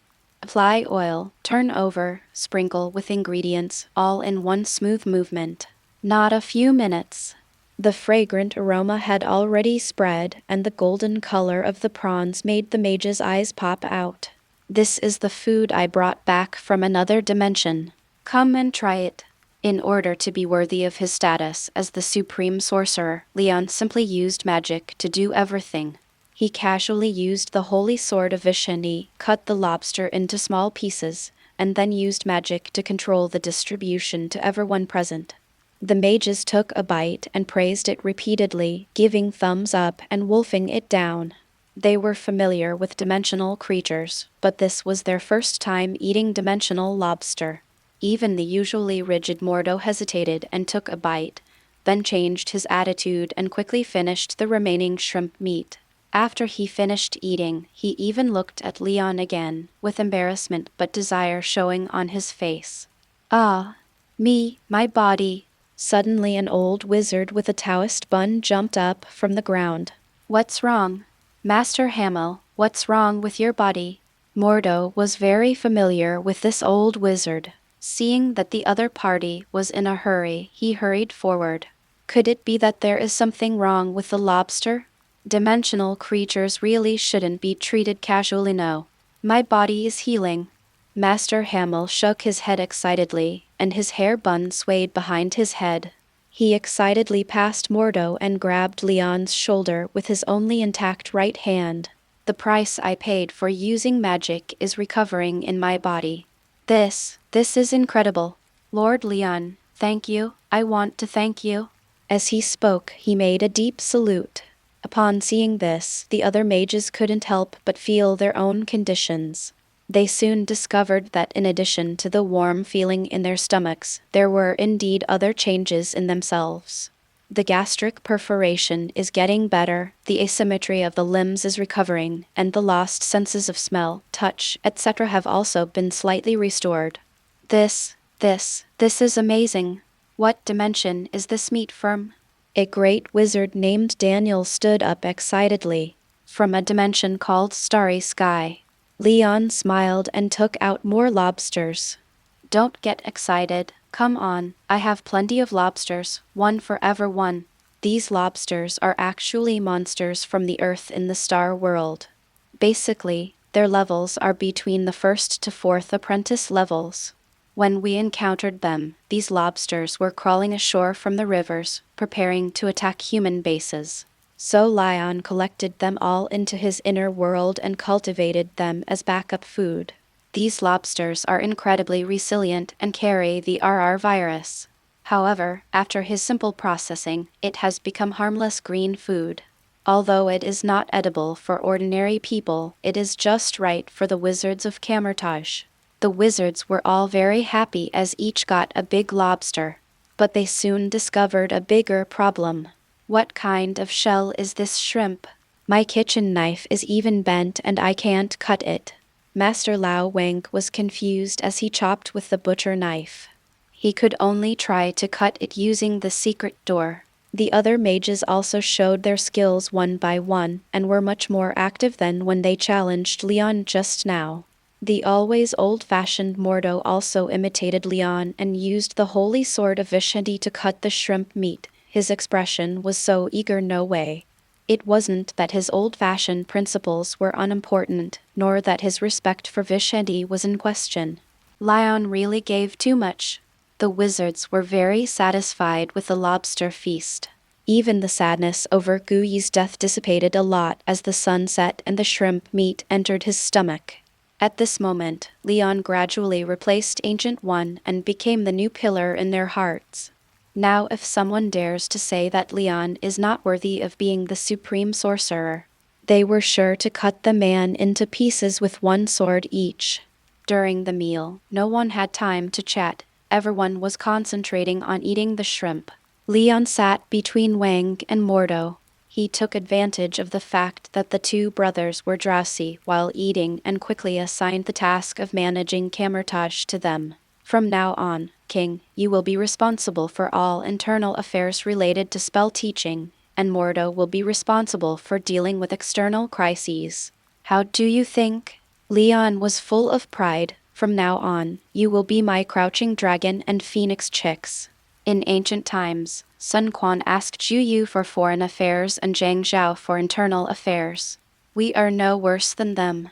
From now on, Kamar-Taj will rely on you too. Okay. Mordo felt warm all over after eating, and his mind was intoxicated. But who are you talking about? Leon said nonsense casually. They are all the most powerful wizards in history. He frowned and suddenly stood up. What's wrong? Wang Zhang, who was eating voraciously, looked up in confusion as he listened to Leon's empty promises. Someone is watching me, said Leon. Who? Who dares to spy on Kamar-Taj? Could it be the dimensional demon? Mordo also stood up, but was reluctant to put down the lobster. No, it's Odin. Leon drew a circle casually. A secret door opens. Opposite him is Odin sitting high on the throne. Oi, Odin, why are you looking at me? Leon stepped into Asgard. Chapter 136, Mordo and -039's mood goes up and down. Although it was the first time I saw Odin himself. But Leon's attitude was not good. There was even some intention of launching a military campaign to hold someone accountable. The reason is simple. It's okay for the multi-level boss to spy on him. After all, the arm cannot twist the thigh. But how dare you, an old Odin, peek so openly? Do you really think that the ring in the hand of this newly appointed supreme sorcerer is not hard? Not to mention that the Odin in front of him has some of the strength of Odin in the comic universe. Even if Odin, who was at his peak and could easily destroy the Whirlpool Galaxy, came, Leon would not be afraid. At worst, I can just take the Time Fortress out of my inner world. You have the Destroyer armor, and I have the Peak Treasure. Although the Peak Treasure cannot be used for the time being, just by placing it there, no one can do anything to anyone.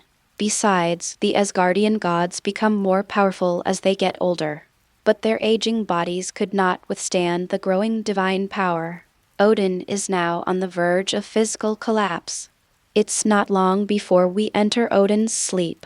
Want to get started?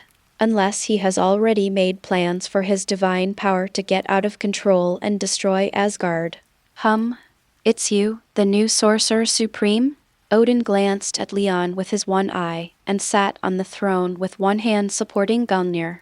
He also didn't expect that the person he was peeping at the moment before would notice it and run in front of him the next second. Although he felt somewhat guilty and a little embarrassed, he obviously had no intention of apologizing. After all, Odin, who once conquered the universe, was never a man who was used to reasoning with his mouth. He had seen many supreme sorcerers on Earth, but there were only a few that he could respect slightly. Characters like Ancient One won't appear continuously. Welcome to Asgard, Mage from Midgard. He looked down at Leon, who walked out of the portal. The magnificent temple is like a small kingdom of God, with the God King sitting high on it and exerting his power to conquer all living beings. Leon stood below and seemed about to be crushed into dust by Odin's infinite power. At this time, Wang and Mordo also came over from the other side of the portal. Wait, Leon, you just said Odin? Could it be that you are talking about Odin from Asgard? Mordo stopped abruptly. The two young mages were stunned as soon as they entered the temple. That magnificent dome, that endless divine power. They were like ants seeing all living things for the first time, as if they were facing a vast dimension. The two looked at Odin in shock, and then looked at Leon cautiously. It turned out that they had the new supreme sorcerer. He was actually looking at Odin with cold eyes. It seems that he has no intention of walking up to His Majesty the God King, shaking his hand and saying nice to meet you. So after hesitating, the two men did not salute Odin, but instead looked solemn. Wang stopped chewing the shrimp and quietly put on the ring. Mordo made a seal in his hand, took a step forward, and spoke with gritted teeth. Nice to meet you, Lord Odin. It's an honor to receive your hospitality, but we are here to inquire about the reason why you are spying on Kamar-Taj. Master Ancient One once said that we would be reliable allies, but why did you do such an overstepping act right after she passed away? Mordo behaved neither arrogantly nor humbly and firmly established himself as the spokesperson for Kamar-Taj. After he finished speaking, he leaned closer to Leon's ear and whispered, Venerable Leon. That's Odin, calm down. If we're not careful, this could turn into a war between two civilizations. And most importantly, we can't beat him. Mordo actually felt guilty. He had been listening to stories about Odin in Norse mythology since he was a child. After joining Kamar-Taj, I understood even more clearly how powerful this mythical king of gods is. Before the last second, he didn't even think that he would question such a great being. Thinking about it now, his legs feel a little weak. He just hopes that Leon can quickly smooth things over so that everyone can go back to defending the Earth. Who would have thought that Leon smiled at him with satisfaction? Well said. Leon slapped Mordo on the shoulder. Odin, you heard it. Before we become our guest, our master Mordo needs an explanation from you. Cold sweat suddenly flowed down Mordo's forehead. His whole body was numb. Damn Leon, as the supreme sorcerer, he actually pushed him out to take the blame. Mordo's lower lip trembled uncontrollably. He turned his head to look at Leon, wanting to give him a look that said, You betrayed me. What happened was that Leon took off his coat, and a layer of black substance suddenly appeared on his skin. In the blink of an eye, the substance covered Leon's entire body, turning into a pitch-black Superman uniform, outlining every perfect muscle line of his. It's just compared to the Superman uniforms that Mordo has seen on the internet before. This uniform is angular and more like a close-fitting armor. It looks extremely sharp and very handsome. Of course, Mordo didn't know. It is actually a combat uniform from another world called the Black God suit. It has extremely strong defense and can withstand all impact forces below 500 tons. It also has the function of arbitrary deformation. In Leon's eyes, it can be considered a very practical piece of clothing.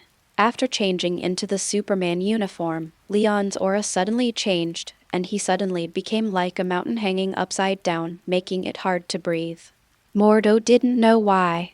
Now, when he looked at Leon again, it was as if something was piercing his eyes, nose and mouth, making his head hurt. It was as if something horrible was coming out of Leon. He shook his head, thinking he was hallucinating. When he looked up again, Leon had indeed turned into a normal, muscular, handsome guy again, without that sharp feeling. It seemed that everything that happened just now was Mordo's illusion. But at some point Odin stood up from the throne with a shocked look on his face. There was silence in the temple. Odin, with his white hair and beard, stared at Leon with his one eye without saying a word. Mordo seemed to be able to hear the violent beating of his own heart.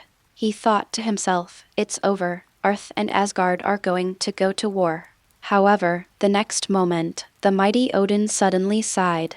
This breath seemed to sigh out all the arrogance in his bones, and the whole person seemed to age in an instant.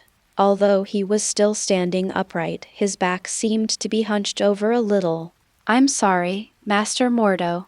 Odin actually apologized. However, while he was apologizing to Mordo, his eyes were looking at Leon. "The reason I peeped into Kamar-Taj without permission was because I heard about the death of the Ancient One, and I couldn't help but want to see him again." He sighed again and walked down the steps. "I hope you can understand that as an old guy who has lived for who knows how long, I feel so sad when I hear that another old friend has passed away." Odin walked up to Leon and looked up at the young man who was taller than him. In his eyes, Leon was indeed too young, not even a fraction of his long age. Mordo saw a sigh on the face of the God King. I heard him say to Leon, "What a nice suit, respected Supreme Sorcerer. If you need it, Asgard actually has some nice stuff. Why don't you take a few back with you as a gift from us for your appointment?" Chapter 137 Battle. Kamar-Taj vs. Asgard. It's haunted. Odin is actually giving in. No matter how dull Mordo's political mind is.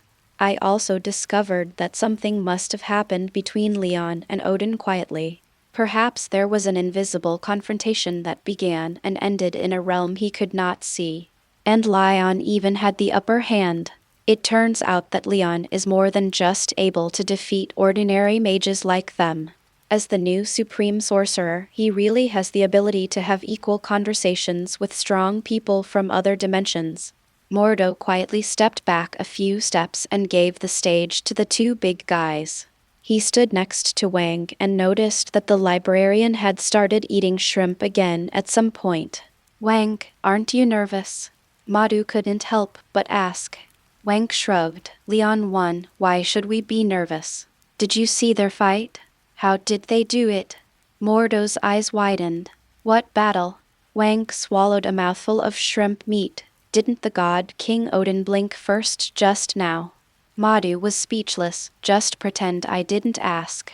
He let his hands fall to his sides, listening in on the conversation between Leon and Odin.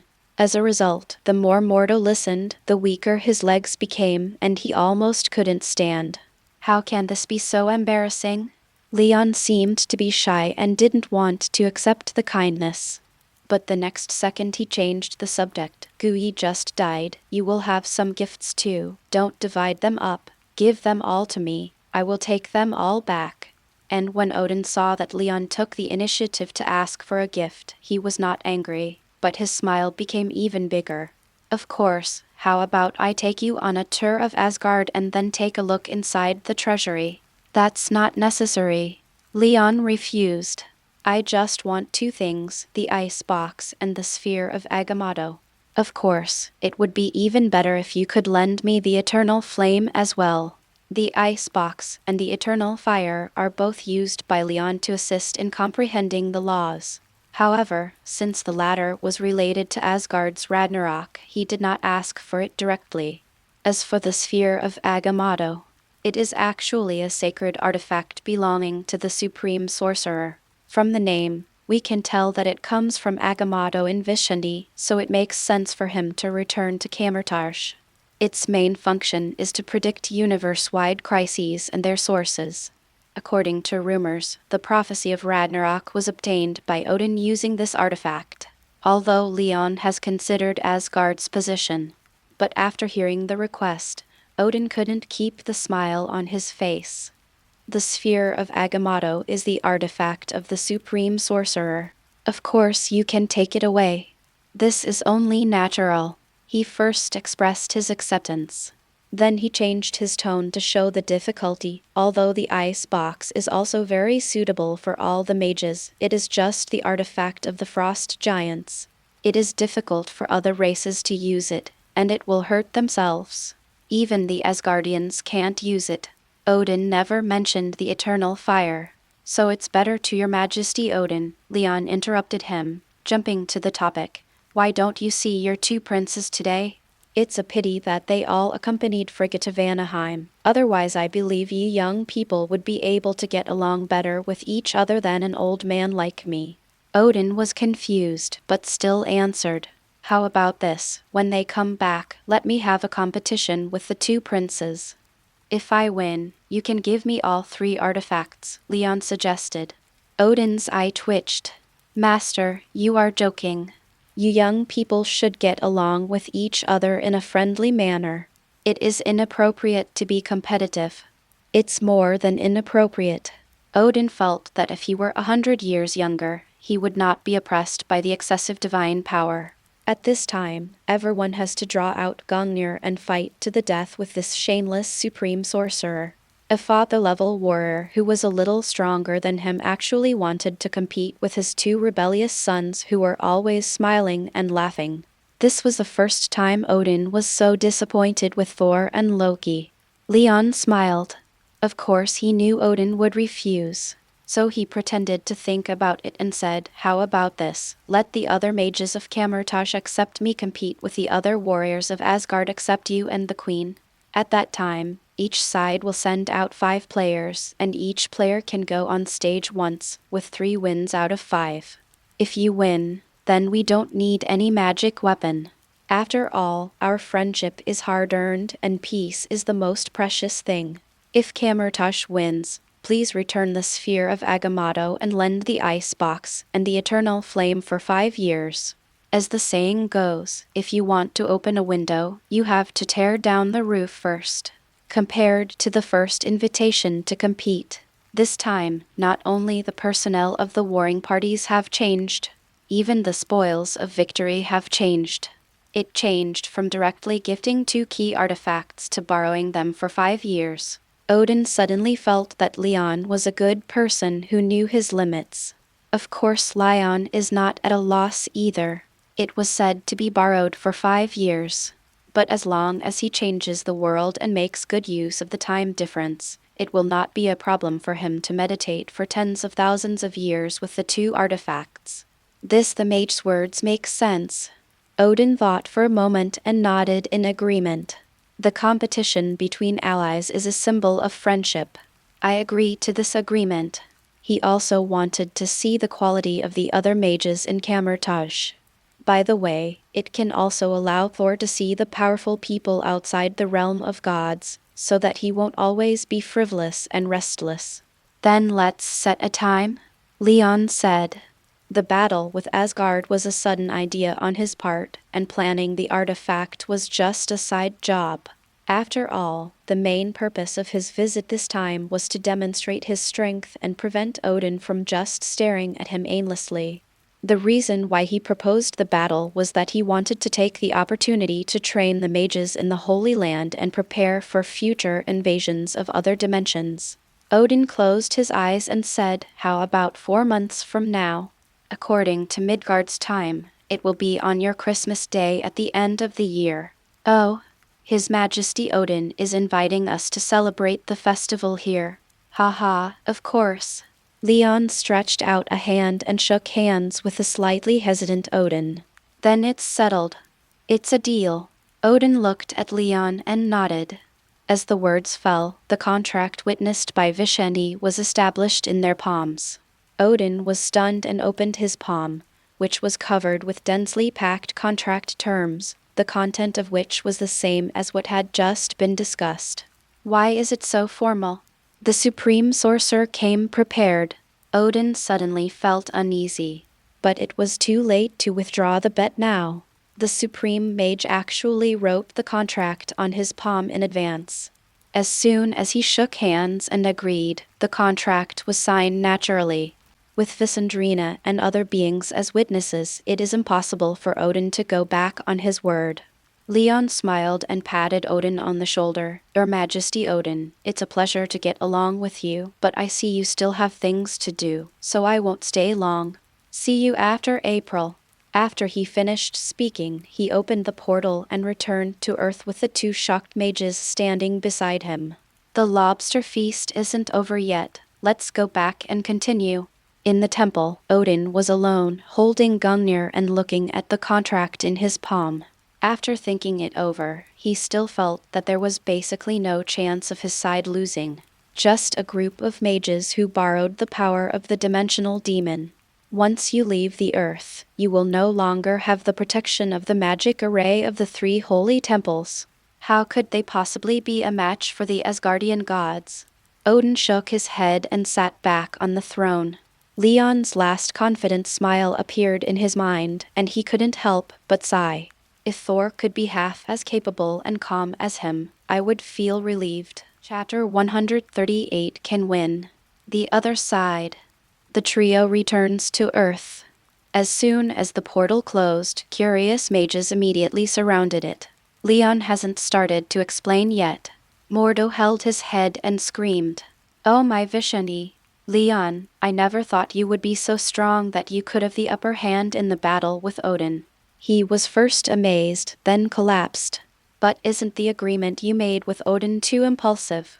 Asgard is full of gods. They are physically strong and can also use magic. It's hard for us mages to see a chance of winning in an away game." Mordo is always so serious. Even though he is still frightened and has cold sweat on his back, he is already thinking about the battle after April. You can tell he really wants to win. "You think you can't win?" Leon turned his head and asked. "It's difficult." Mordo nodded. Leon raised his right fist and used an energy whip with his left hand. "This, plus this. Do you think we can win?" "This can be won, but it's you who wins and you don't play." Mordo hesitated. "You mean other mages can't win?" "Yes. It's hard for us to defeat those gods." Leon nodded. "I said I can't win." "Then why did we make that agreement?" "The contract has been signed, so aren't we doomed to be embarrassed if we go there?" Madu was anxious. The other mages were confused and came forward to ask. Mordo's tense nerves had just relaxed, and he couldn't keep quiet, so he explained to the mages with his hands and feet gesticulating. A few minutes later, the mages understood what had happened. They were delighted when they heard that Leon had forced Odin to surrender, but they quickly became conflicted when they heard that the 2 sides had challenged each other to a duel. "Venerable Leon, perhaps you don't quite understand our strength. Although we are good at dealing with dimensional creatures, we may not have an advantage when fighting against gods who have both divine power and magic." Archmage Hamel tactfully reminded Leon that he couldn't win. He really couldn't win. The other mages were discussing this at once, most of them comparing their own combat capabilities. For mages like Kamar-Taj, because the main responsibility is to guard the Earth dimension. Therefore, most of them lack efficient offensive means, and even their main magic is defensive in nature. It's okay to have them fight together in a battle. But in a one-on-one battle, if the opponent is a hexagonal warrior, it would be a bit difficult. Leon shook his head at this time. He pointed his finger and used projection magic to project a magical image in the air. In the image, a golden red steel armor soars into the sky. There are also big green monsters roaring on the mountain tops. There is also a scene where 10 magic rings tear the surface of the sea apart. Do you think these people have a chance of winning against Asgard? Leon asked. Yes, there are, but they are not mages. Wang scratched his head. You don't think they look like mages? It doesn't look like it. But I said they are mages, and they are Kamar-Taj's personal mages. The kind that have been learning since childhood. Leon said, it's just that I was a little bit biased in my studies. But the magicians these days are all about inclusiveness. Who can say that the one who showed off a lighting technique and then hacked the dragon to death was not a mage? Who can say that the person wearing the iron armor is not secretly casting a spell inside? Leon's words left the mages dumbfounded. Are you planning to let Iron Man and that green guy as external aid? Master Daniel's mouth twitched. Many of the mages present were also hesitant. Although losing to Asgard would be embarrassing for Kamar-Taj. However, directly asking for foreign aid, an approach that cannot stand losing, is also difficult for these justice-minded mages to accept. Leon smiled and said, if you think the foreign players are not good enough, then let's all come and train well. I will specifically let Wang and Mordo learn some magic suitable for combat, and then teach it to you. 4 months later, if you can beat or tie with the foreign players, it will be your turn to play.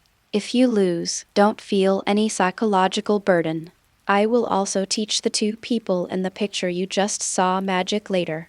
Then they can be considered members of Kamar-Taj. After hearing this explanation, the mages felt much better. They all ignited their enthusiasm. Venerable Leon, what magic are you going to teach us? Leon smiled mysteriously. You will know it later. Let's not talk about this now. Don't forget, our dinner isn't over yet. As Leon spoke, he took out a giant octopus that was more than 10 meters long from his inner world. Look at this deep-sea octopus. It's guaranteed to be delicious. He skillfully made a fire and set up a barbecue grill. Tonight is the night to mourn the departure of the Ancient One, the night I take on the role of Supreme Sorcerer, and the night you are determined to defeat Asgard. Tonight is also our last carnival. After tonight, the dimensional demons and hell lords who spy on the earth will know the news of Ancient One's death. That's when our real battle begins. Is there anyone willing to sing an inspiring song to commemorate this unforgettable night? When the barbecue is ready, he will be the first to eat. The mages were excited by what Leon said, and their eyes lit up again when they heard about barbecue. I come. Master Hamel, who was wearing ancient Taoist clothes, was the first to stand up and sang a song of Purity Sutra in the center of the martial arts training ground. The faint sound of chanting, besides making a few people dressed as Taoist priests shake their heads, almost brought salvation to other people. Go away, you need to be inspiring. What are you singing? It was the well-read old Wang who was reliable. He pushed Master Hamel aside and sang a Chinese song, Ambition in My Heart.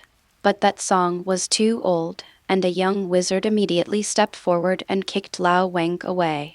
What kind of old song is this? Let me take your turn. I believe I can fly. The dinner lasted for 3 hours. When the mages finally dispersed, they all had bulging bellies, satisfied smiles on their faces, and were even humming tunes with lingering satisfaction. After the last mage leaves through the portal, Leon asked Mordo and Wang to use the Wind of Tuwum to clean up the training ground. He looked at the 2 people who were working hard. I thought that this should be the kind of happy funeral that Gu Yi should have. After all, even she herself was happy and eager to die, so why should others be sad? It would be better to have a disco on her grave as a retirement farewell ceremony for her. Just as Leon was about to leave, he was stopped by Wang and Mordo, who had finished cleaning. "What are you doing?" Leon asked in surprise. "Well, I want to ask what you just said is." Mordo put his hands behind his back, his eyes were wandering, and he hesitated. "We would like to ask when you will teach us new magic." Wang interrupted decisively. "Magic?" Leon gave Mordo a strange look. He thought Mordo was trying to confess his feelings and almost kicked him out. That shy attitude probably shows that she is too embarrassed to ask for advice from someone who has only learned magic for a month. What a stuffy remnant of the old times. Leon couldn't help but complain in his heart. Chapter 139, The Sudden Hulk. "Why rush? I will definitely teach you." Leon waved his hand. Hey, wait, Leon, Lord Leon, can you at least tell us what magic is?" Wang was very curious. Because he and Leon got along well and they were both Chinese, they became friends when Leon was reading a book. So he hasn't called Leon the Supreme Sorcerer in private today. Now that I'm anxious, all the nice words come out. Leon stopped and said, "You can't learn even if I tell you now. You and Mordo should first arrange the affairs of the Holy Land for the next period of time. You will probably be away from home for several months to learn magic this time. Although the battle with Asgard, the main purpose is to hone the mages of Kamar-Taj. Let them gradually adapt to actively fighting, so that they can follow him into the dimensional world in the future. But if we can win, then of course we will win." Leon initially thought of lending power to the mages of Kamar-Taj through the world inside his body. But after a simple experiment, he found that the world inside his body was still too immature, the range of energy transfer was too narrow, and the efficiency was not high. "I'm afraid this problem can only be solved after he becomes the master of the realm, or even immortal, and transforms into a true dimensional demon god." So Leon thought of the second strategy. That is to introduce new magic into the Kamar-Taj magic system. Since he is now the supreme sorcerer here, of course he has to do something different. Leon remembered that Marvel had a wizard system. Those wizards, such as Agatha, can not only borrow the power of nature, but also use the energy in their bodies. This reminded Leon of the wizard system in the Harry Potter world. However, this early type of world has little effect on him. At most, it can enrich some magical knowledge. In addition, Leon is not like Ancient One who can stay in Kamar-Taj all day and teach the mages carefully, so he planned to throw Wang and Mordo to Hogwarts. After they returned from their studies, let them teach other mages things like Avada eating big melon. Especially Expelliarmus. This magic has a miraculous effect on Asgard and must be taught well. For those barbarians in Asgard, 90% of their strength lies in weapons. As long as the mages throw out an Expelliarmus at the start of the battle, they've already won half the battle. But it will take at least a few days before we can go to Hogwarts. After all, he now has handed over all the affairs of Kamar-Taj to Wang and Mordo. It will probably take these two people a lot of time to arrange the work in the Holy Land. A few months. Do we have to go to Asgard for further training and use their magic to defeat them? Wang and Mordo looked at each other. Your idea is quite good. After we win, I can talk to Odin about it and send you over as exchange students for a year or so. Leon drew a circle casually and opened the secret door. You should arrange the daily affairs of Kamar-Taj as soon as possible. I will go home for a few days. Call me when you are ready. After he finished speaking, he stepped into the other side of the portal and disappeared. Wang scratched the back of his head. By the way, what's his phone number? I don't know, but was there a big green monster on the other side of the portal just now? Is it the one that Leon showed me before? Mordo took a breath. It seems so. Could it be that Leon has already started recruiting foreign aid? Wang looked at Mordo and they both saw the surprise in each other's eyes. How can we defeat such a terrifying monster? No. We have to finish the work quickly, otherwise Leon might have to find all the participants. The two of them hurriedly ran to their respective workplaces, intending to work overtime overnight. The other sighed. Thank you very much. As soon as Leon closed the portal, he heard the sound of breaking wind. He turned around and saw a huge fist rushing towards his face. He casually raised his hand and grabbed it, then lifted it up and smashed it, and the owner of the fist was lifted up and smashed into the ground. This is New York. Shouldn't my portal be opened next to Tony? And this is Hulk. Leon looked around and saw the broken streets and the fleeing people. No, it was ordinary people who were carried on the shoulders of the men in black and fled the scene. There was also a black giant about 10 meters tall walking towards the corner of the street. It only needed 2 steps to reach Leon. That would be Tony, of course. He seems to have updated his armor again. The black giant had a ring emitting blue light on each of his wrists, elbows, shoulders, knees, and ankles. It looks like the 10 rings and the fungus god armor are combined together, and the 10 rings are used to power the armor. What is this, Mark 8? Leon wondered. Roar! Suddenly, Hulk roared as his feet were smashed into the ground. He brushed off the gravel on his body and slapped Leon. Big guy, I don't recommend you do this. Leon gently held Hulk's thumb and stopped his palm. The arm's grip strength is about 1,300 tons. Is this a state of rage? No, Tony and the others did something to you. As Leon spoke, he flicked his wrist and used his clever strength to throw Hulk into the ground again. He kept moving, raising his hand, shaking it, and raising his hand again after being hit more than a dozen times. Hulk's roar did not subside and his anger grew stronger and stronger. Leon was thoughtful. The strength of a single arm is over 2,000 tons. The Hulk at this time doesn't have much intelligence and his anger is pure. So will he continue to get stronger? Avengers 3 period.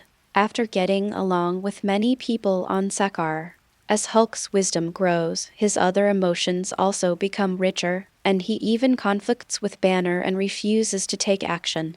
But the Hulk now was born not long ago. His intelligence is not much better than that of wild beasts. If he hadn't been beaten to the point of heartbreak, it would have been difficult for him to calm down. I'm sorry. I hope what happens next won't leave too deep a shadow on your young mind. Leon suddenly pulled Hulk towards him. While roaring, he pressed down Hulk's shoulders and started punching him continuously on the right cheek. 1 punch, 2 punches. Leon's punch was so fast that it left an afterimage. Moreover, the force of each punch was controlled just right, weighing only 10,000 tons. But combined with speed, each punch is like a falling missile. 2 seconds later, Hulk, whose head was almost smashed, lost consciousness and was released by Leon. He fell to the ground with a thud and slowly turned into Bruce Banner. Leon, you're back. Tony arrived late. He covered the entire street in 2 steps. But in just 2 steps, Hulk was dealt with by Leon. Wait, what did you do? Before Tony could express his longing, he saw Banner lying unconscious on the ground. You defeated my opponent right after you came back. I wanted to have a good exchange of fighting techniques with him. Leon lifted Banner up from the ground. I was just wondering what you were doing to make Hulk so angry. He looked around and said, and look around you. What are you, the new director of S.H.I.E.L.D., protecting? You actually knew he was a Hulk. Tony looked around. Don't be nervous. Your superhero company will be responsible for compensating for all the losses here. I've already informed them in advance. Those people are hoping that the Hulk will smash more cars so that they can get new ones. By the way, it's not the new director of S.H.I.E.L.D., but the director of the Avengers. He added any director will do, but it looks like the loss for this street alone is over $100 million. Is the company so rich? Leon was curious. Of course not. Your Superman merchandise and my Iron Man merchandise have sold out all over the world, and the movie has been a big hit. The revenue is definitely the highest this month. Really? Wait, movie? What movie? And about the Hulk thing, you'd better tell me what happened in the past 10 days. Lion was a little messy. When he was scanning the world with his mental power last night, Tony was still working diligently at the Avengers base. How come in just one day, Godzilla vs. King Kong was staged on the streets of New York? Chapter 140, Tony the Bad Guy. Let's talk about the big guy first. This is a long story. In fact, it has something to do with you. Tony thought about the wording and said, excuse me, this is not only about Leon, it's also about you, isn't it, Mr. Stark? Natasha came over at this time. Is there some hidden secret? Natasha, tell us. Leon looked at the two sisters, Elena, who were walking beside him. About Hulk. The cause of the incident started a few months ago when Lion destroyed the Eagle Saw base in Afghanistan then. Whatever he did in Afghanistan, or ignoring military warnings when entering or leaving the border, all of these have deeply stimulated the hearts of some warmongers in the American military. Among them, Air Force Lieutenant General Ross took action that same day. He ordered overnight that the military's research on super soldiers must be accelerated at all costs, intending to use this to check and balance Superman. Although it was a month later, Leon demonstrated what it means to resist a nuclear bomb with one's own body and what it means to be a human-shaped natural disaster. It directly extinguished the military's eagerness to take action. But General Ross's super soldier plan has made progress. After their reckless search, they finally found the experimental subject who had escaped, Bruce Banner. Dr. Banner is a talented physicist and even holds 7 doctorates. In 2003, while participating in a military experimental project, he was unfortunately exposed to gamma rays and turned into the Hulk. He lost control and injured his girlfriend and her father Ross. Banner didn't regain consciousness until he escaped from the military base. But he is also wanted nationwide. He knew that if General Ross captured him, he would use the new monster inside him to start a war. So he left everything he had in the country and fled to Brazil. This escape lasted 5 years. During this period, in 2006, Stark Group's newly developed digital products were rolled out. Banner used his new communication device to send a final message to his girlfriend Betty Ross, and then there was no further news. It wasn't until a few days ago that the military finally found this clue. They contact Stark Group through data tracing and big data tracking. Dr. Banner was found in a small factory in Brazil. What follows is a series of processes of pursuit, rampage, escape, and pursuit again. Finally, the military took advantage of Banner's negligence and remotely injected him with a large dose of anesthetic, and then arrested him and brought him back to New York. At the same time, Betty, who had been out of touch with Dr. Banner for several years, suddenly discovered the actions of her father, General Ross. She still had feelings for Banner, so she quietly took Ross's ID card, sneaked into the base, and rescued Banner. The two people who had been reunited after a long separation fled all the way into the city. They wanted to leave the city by taxi. However, they were surrounded again by the alert military. Among those who came to intercept this time, there was even a soldier who was contaminated by Hulk's blood in previous arrest operations. His name is Bransky, and he was once a normal-looking soldier. But this time, when he appeared, he had turned into a tall monster with the same power as the Hulk because of Hulk's blood. The monster was called the Abomination by the military. As his name suggests, he tends to not distinguish between friend and foe once he starts fighting. He even killed many military soldiers. As a last resort, in order to protect his girlfriend, Banner turned into the Hulk again and fought with the roaring Abomination on the streets of New York. The two monsters fought from the beginning to the end of the street. In their hands, cars are like hammers with zero durability. After smashing one, they throw it away and replace it with a new one. Next, the men in black and Iron Man who received the message appeared. Dozens of men in black and armor descended from the sky. There was no longer any intact vehicle on the entire street. The well-trained and coordinated girls quickly spread out and surrounded the two monsters. As soon as they arrived at the scene, they determined the best way to deal with it. So some people went to evacuate the masses. Some people rushed forward. First, 4 men in black slid down the ground and hit Hulk and Abomination's joints, causing them to fall down together. Then more than 20 men in black stepped forward and locked the limbs of the two monsters using joint techniques. You have to know that each of the men in black has a strength of more than 40 tons. Even if they were to face these two monsters alone, they would not necessarily be defeated quickly.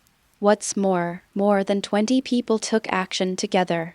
There were 3 men in black locked on Hulk's arm alone. The two monsters were controlled on the ground and could only howl. No, even howling is not okay. As soon as they opened their mouths, the girls poured sedatives into their mouths. After a while, the disgust became exhausted and lost consciousness. Hulk was very strong. He was given so many tranquilizers that he still kept his eyelids open and shouted Hulk. At this time Tony came with his new armor. Oh wow! Look which lab this green baby came from. Is it the Hulk? Girls, you did a great job. Leave the rest to me. Wait, Mr.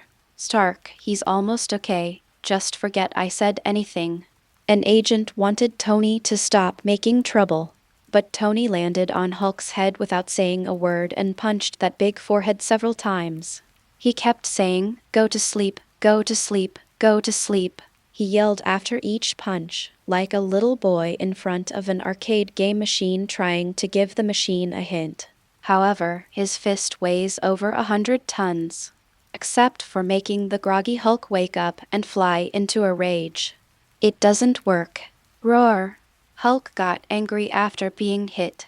He suddenly felt a surge of strength and broke free from the black-clad man's control with his hands, throwing away all the little things hanging on his body. He pounded the ground with a loud thump, stood up, and looked at the black and gold Iron Man in front of him with slightly red eyes.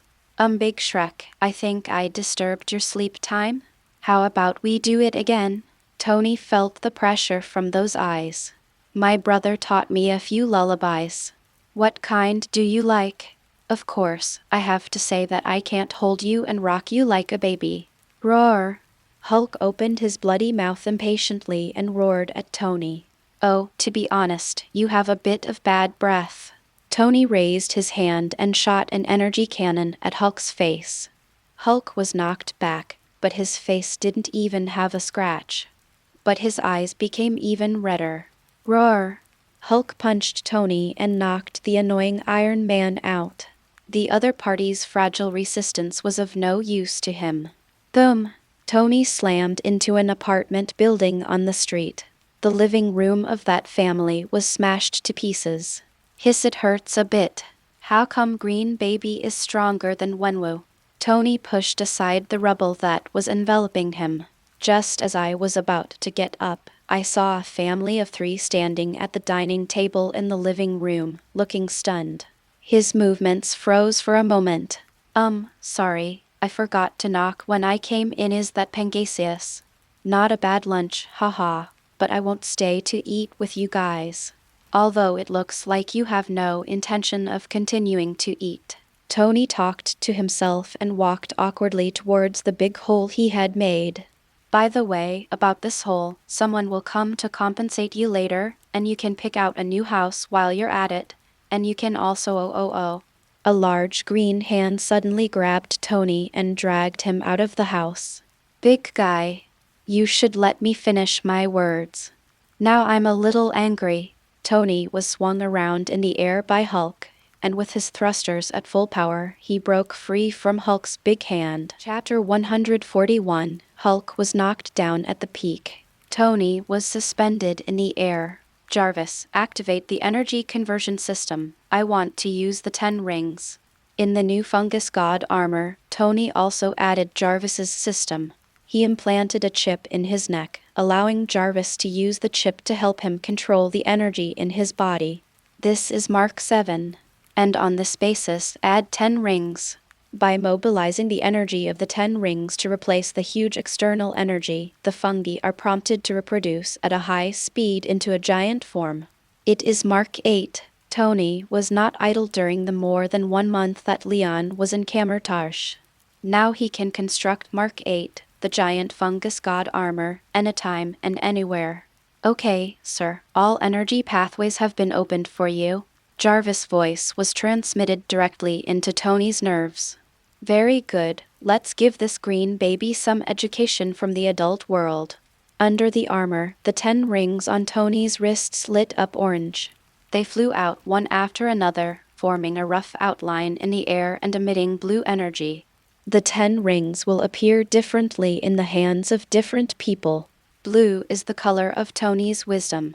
After the blue energy poured in, the armor on Tony's body expanded rapidly, and in a blink of an eye it was more than 10 meters high. The 10 rings were also wrapped around the main joints of the giant armor. Now Tony and Hulk's perspectives are reversed. He became a big guy, and Hulk became a small guy. Green baby, do you think your voice was a little loud just now? Tony controlled the armor's right hand to hold Hulk, and brought the green little guy who was struggling but helplessly to his eyes. Roar! Hulk roared, but was held immobile by the huge armored hand. Are you still yelling at me? Tony was stunned and stretched out the index finger of the armor's left hand, an index finger that was several dozen centimeters thick, nodding on Hulk's little head. Would you like to yell again? Roar! Still yelling. Tony couldn't help but tap Hulk's head repeatedly with his index finger. Each tap weighed dozens of tons, pushing Hulk's head back continuously. Still roaring, I'll let you roar. In his opinion, such an action would not hurt Hulk and would also teach him a profound lesson. However, every time Hulk's head was pushed, his eyes became redder and his roar became louder. 1 minute later, Hulk's muscles flexed, and with an uncontrollable roar, he forcibly pushed open the palm of the giant armor. Roar! This is impossible. Tony couldn't believe it. He controlled his giant hands and tried to close them, but they were still pushed open little by little. Finally, Hulk jumped off the giant's palm, hugged the ankles of the giant armor with both hands after landing, and with a loud roar, he directly lifted up the more than 10-meter-tall giant. He held the giant's ankle and, roaring, smashed the giant toward the houses on the street. Boom! Amid Tony's unexpected exclamation, the giant armor fell into a shopping mall. Fortunately, the people in the mall had been evacuated by men in black a few minutes ago. His fall did not cause any casualties. However, the men in black who were still evacuating the remaining people slapped their heads together. I knew that the eldest brother was unreliable. Elena was speechless. Without him, the green guy would have fallen asleep. Natasha also shook her head. That monster has become stronger. We can only leave this place to Stark now. Let's get the ordinary people out of the block first. The men in black simply picked up ordinary people or carried both people and their cars out of the block. At this time, the battle between the Iron Giant and the Incredible Hulk officially began. Tony rushed out of the ruins of the shopping mall and punched Hulk from the sky. Hulk did not back down and also met the attack with a punch. Boom. The huge air wave and impact force directly destroyed the glass of the surrounding buildings. Countless pieces of glass shattered in the midday sun, reflecting the figures of the warring parties. Hulk was smashed directly into the ground in their first confrontation, but he became braver and braver as the battle went on. His strength grew and his speed became faster and faster. The previous second, Tony picked up Hulk and threw him down continuously. The next second, Hulk pulled the giant down, jumped on Tony's face and punched him wildly. As the two men fought, most of the block was destroyed. Military fighter planes flew over, but dared only hover in the air to record this crazy scene. Slowly, Hulk began to gain the upper hand. In the end, he even lifted the entire Iron Giant up and threw him far away, looking at the dusty giant who fell into the building complex. Hulk grinned triumphantly, pounded his chest, and roared toward the sky in an invincible manner. Who? Hulk. For Hulk, winning this kind of fist-to-fist and evenly matched battle brings him an indescribable sense of satisfaction. Something unexpected may happen any time. Mordo, call me when you're ready. A voice suddenly appeared behind Hulk, which scared him, and he subconsciously punched behind him. Then there is no more then. Leon glanced at Banner, who was sleeping peacefully beside him. So, if I hadn't come back in time, you would have gotten into trouble again? Everything that just happened came from Natesh's explanation beside him. If Tony were to tell the story himself, the process would definitely become about Iron Man turning the tide in times of crisis. What are you talking about? Tony was very embarrassed. I haven't used the power of the 10 rings to its maximum yet. The armor can still get stronger. If you had come back a little later, you would have seen the big guy being stepped on by me. Tony even emphasized twice, how could I lose? What are you talking about? As he spoke, he rotated the arc reactor on his chest. The next moment, all the energy of the armor began to flow back into the 10 rings. The armor that was more than 10 meters high quickly turned white and brittle and finally shattered into calcified fragments on the ground. Tony landed leisurely on the ground. The 10 rings also absorbed all the energy and flew back to his arm and were worn again. He perhaps really hadn't used his full strength yet. It does look different. Well, let's just assume you can beat him. That's unlikely. But what about those buildings affected by you? Are you planning to demolish all the houses in this area? Leon pointed around. Tony looked at the collapsed houses and fell silent. Those buildings. Leon patted him on the shoulder and said, next time you want to show off your new armor, it's better to find a place where no one is. Otherwise, your superhero is no different from a supervillain. Is that Coulson over there? Leon saw Coulson, dressed in a suit, negotiating with military personnel at the corner of the street. Tony was stunned for a moment. You know him? Black Salted Egg has several good subordinates who have been released from prison. I rehired them back to the Avengers. They are very capable and nice people. I've dealt with him before. He's a nice guy. But you actually say good things about others? Leon was surprised. This is not like the Tony I know. What am I in your mind? Tony's mouth twitched, a wizard who hides in a dark corner and curses others all day long. Almost, in fact. No, you are the wizard now. I saw you open a golden door and walk out. What is that? Something like the gate to hell. Yes, that's right. That's the hell I prepared for you as long as these two people get together. Even if it's a long-awaited reunion. They also have to say a few insults to each other. They were talking about all sorts of at the other end of the street.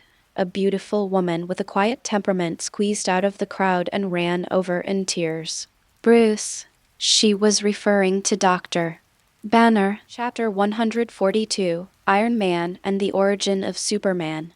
Leon knew her. Betty Ross, Banner's ex-girlfriend. She is a cell biologist and the daughter of General Ross. To be honest, although Banner broke up with this girlfriend, but he must still love the other person very much.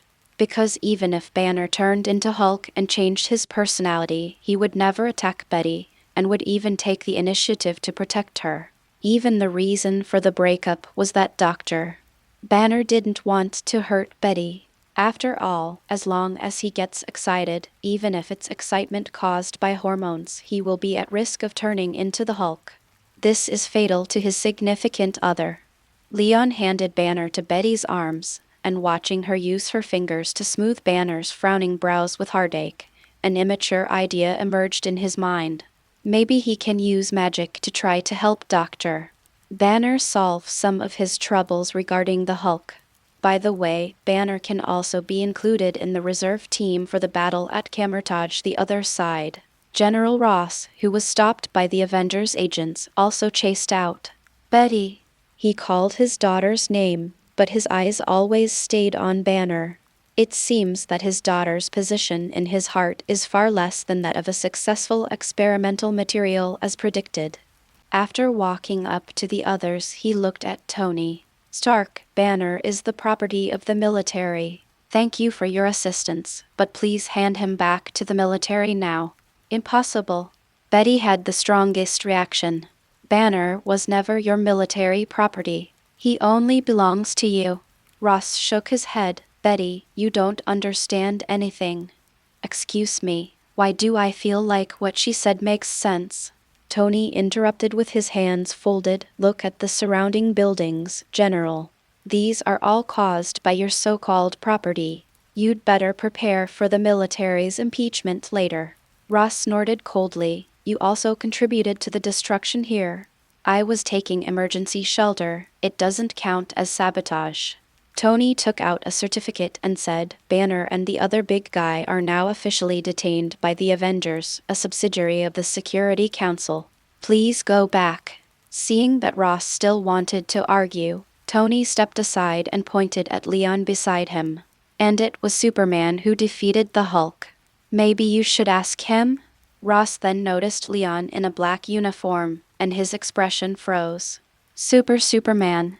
Leon nodded. I also think that Hulk and Abomination should be handed over to a more international organization for supervision.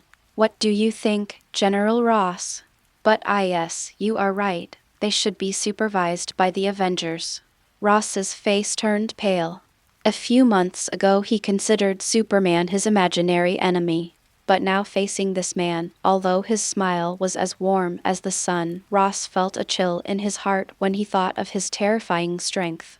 Superman is Tony Stark's younger brother. They are on the same side as him, so what can he use to compete with him? Everything failed, he lost Hulk, and will face punishment from the military. I'm sorry, I just remembered that the military still has follow-up matters to deal with, so I have to leave now. Ross bowed slightly to Leon, with reluctance in his eyes, and walked back to the military convoy with a desolate back. Leon looked at the back and muttered in his heart, this General Ross actually has quite a lot of political potential. In the movie universe, Ross even became president later. However, in this parallel universe, the outcome is uncertain. What's next? Why don't you tell me about other things, like the movie? Leon turned to look at Yelena. Well, boss, don't we still have to deal with the aftermath now? How about we talk about it after we return to headquarters? Yelena smiled awkwardly.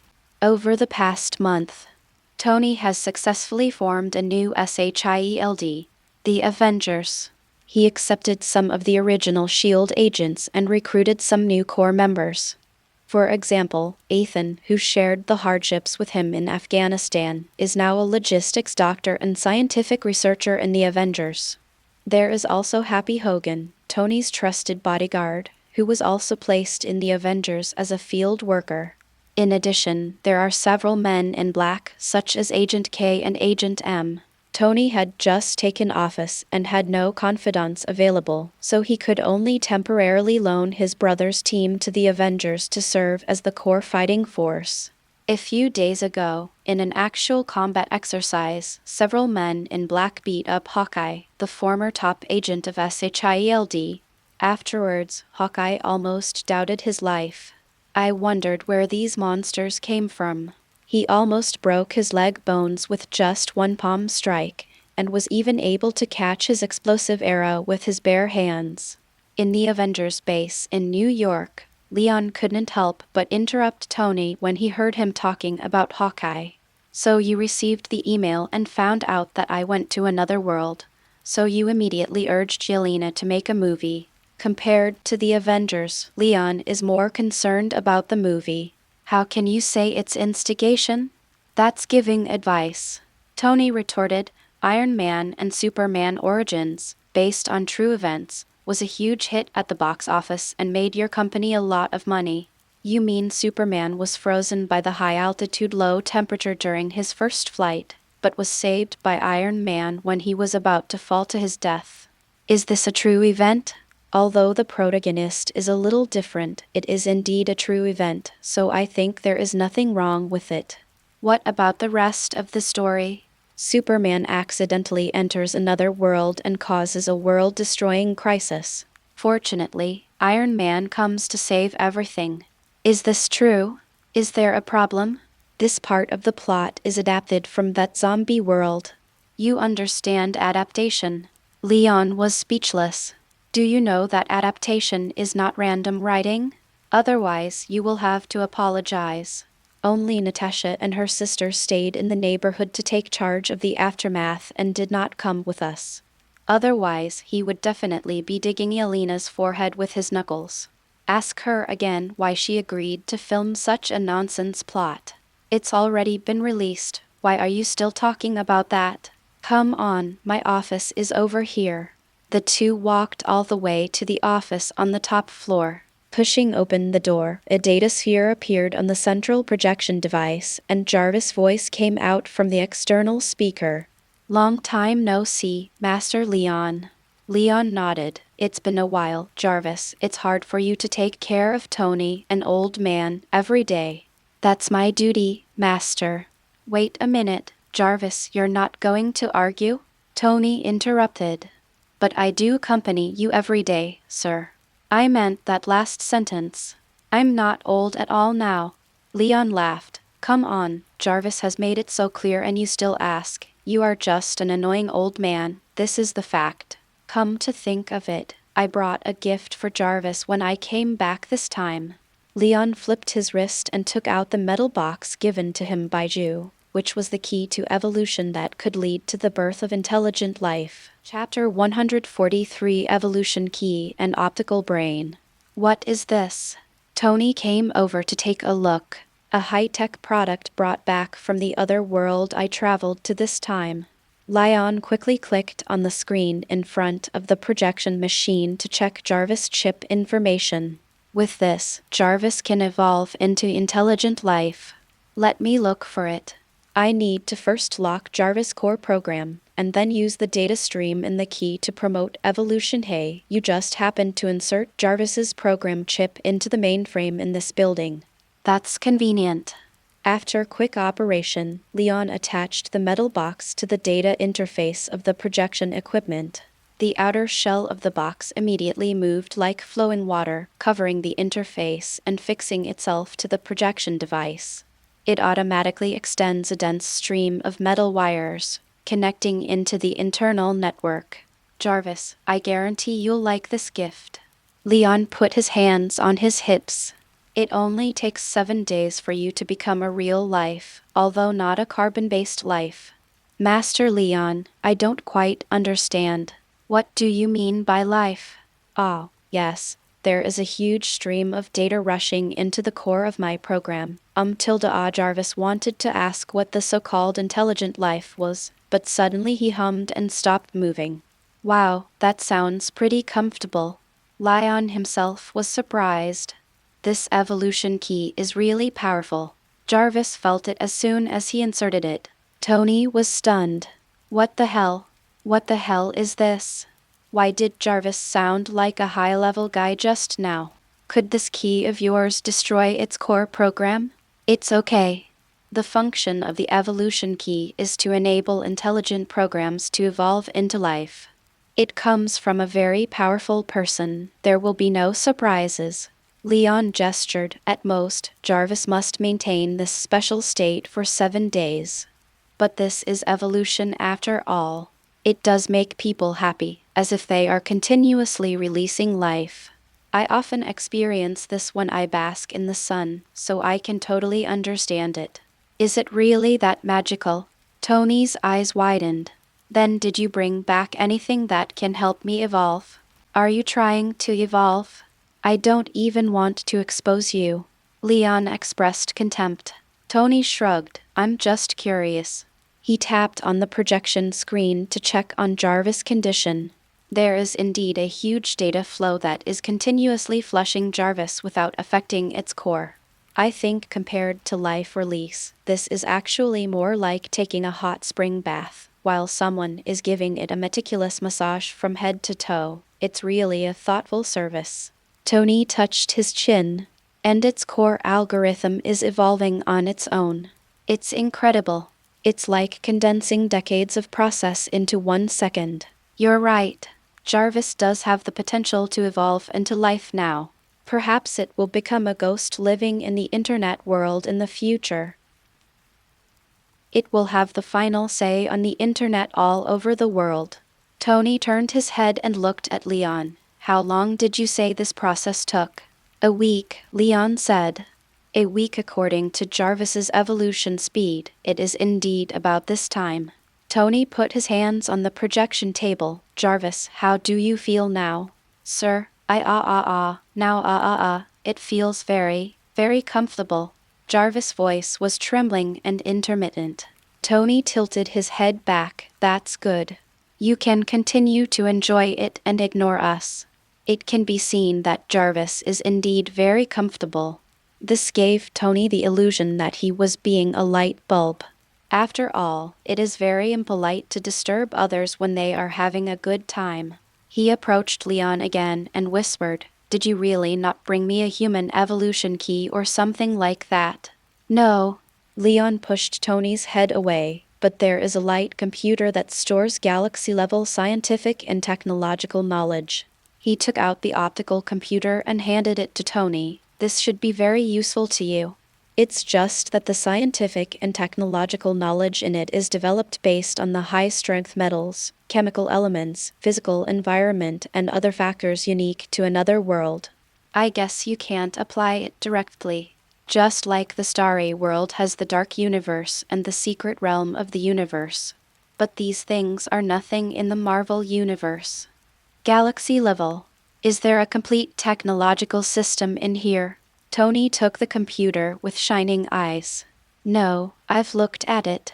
Only the knowledge records on warships and weapons are relatively comprehensive, but there are relatively few records on basic materials, chemicals, etc." Leon pointed at the arc reactor on Tony's chest. "I guess I can only provide you with some technical knowledge on armor modification. For example, nanotechnology, laser cannon construction, and neural sensory synchronous transmission." "That's pretty good." Tony held the computer in his hand. "What's the most powerful weapon with detailed technical records in it?" "Star Destroyer." Leon answered immediately. He had memorized the knowledge in his optical brain before, a Star Destroyer cannon that can destroy a planet with one shot. Before Tony was ready to cheer, he poured cold water on him, but unfortunately, it requires some special metals to make it, but those metals do not exist in our universe. Tony's excitement that was about to overflow cooled down a bit. "It sounds like I can only use this knowledge as a reference. But I still like your gift." Tony opened his arms and said enthusiastically, "Come to Leon, let me express my gratitude to you." Leon hugged Tony helplessly. "When did you become so mushy?" "It was Pepper who said that teenage boys need parental love and care, and asked me to hug you more." Tony walked behind his desk and took out an arc reactor in a glass frame. "This is the portable mycelium god armor, mark mine. It was originally a gift for you, but you seem to have something better and no longer need it. You prepared a gift for me too?" Leon took out the reactor and placed it on his chest. He tapped lightly, and dense mycelium suddenly flowed out from the reactor smoothly, weaving into a superhero battlesuit on his body. However, the S on the chest disappeared, replaced by the bright blue light of the reactor. "It looks very cool. When I have a battlesuit exhibition room in the future, I will definitely put it there." Leon put away the reactor again. Tony leaned against the table. "It's up to you, but I promise that on your birthday, I will make you a much better suit than the nano or other suit you are wearing now." "What kind of weird competitive spirit is this?" Leon laughed. The black god suit he was wearing was actually of no use to him. It just allowed him to change clothes at will. "I'm really waiting for Tony to develop a better armor. I'm afraid he has already broken through to the realm of Master and can wear the precious battle suit from the starry world. The desire to win is a major driving force for human progress." Tony shook his head. "But then again, didn't you go to the Himalayas to learn magic? How did you end up in the technological world?" "In fact, that world has both technology and supernatural powers. I traveled there in order to find the energy to release magic. Leon raised his eyebrows. You would never have thought that the power system of that world could actually cultivate a planet or even a world in the body. Cultivating a planet inside the body. Is that true? Let me see. Tony was shocked and rolled up his sleeves. Chapter 144 Astral Projection. Leon demonstrated the power system of the starry sky world. I took Tony for a tour of the inner world. The mountains and rivers are almost exactly the same as those in the real world. Tony exclaimed in amazement and begged the teacher to teach him.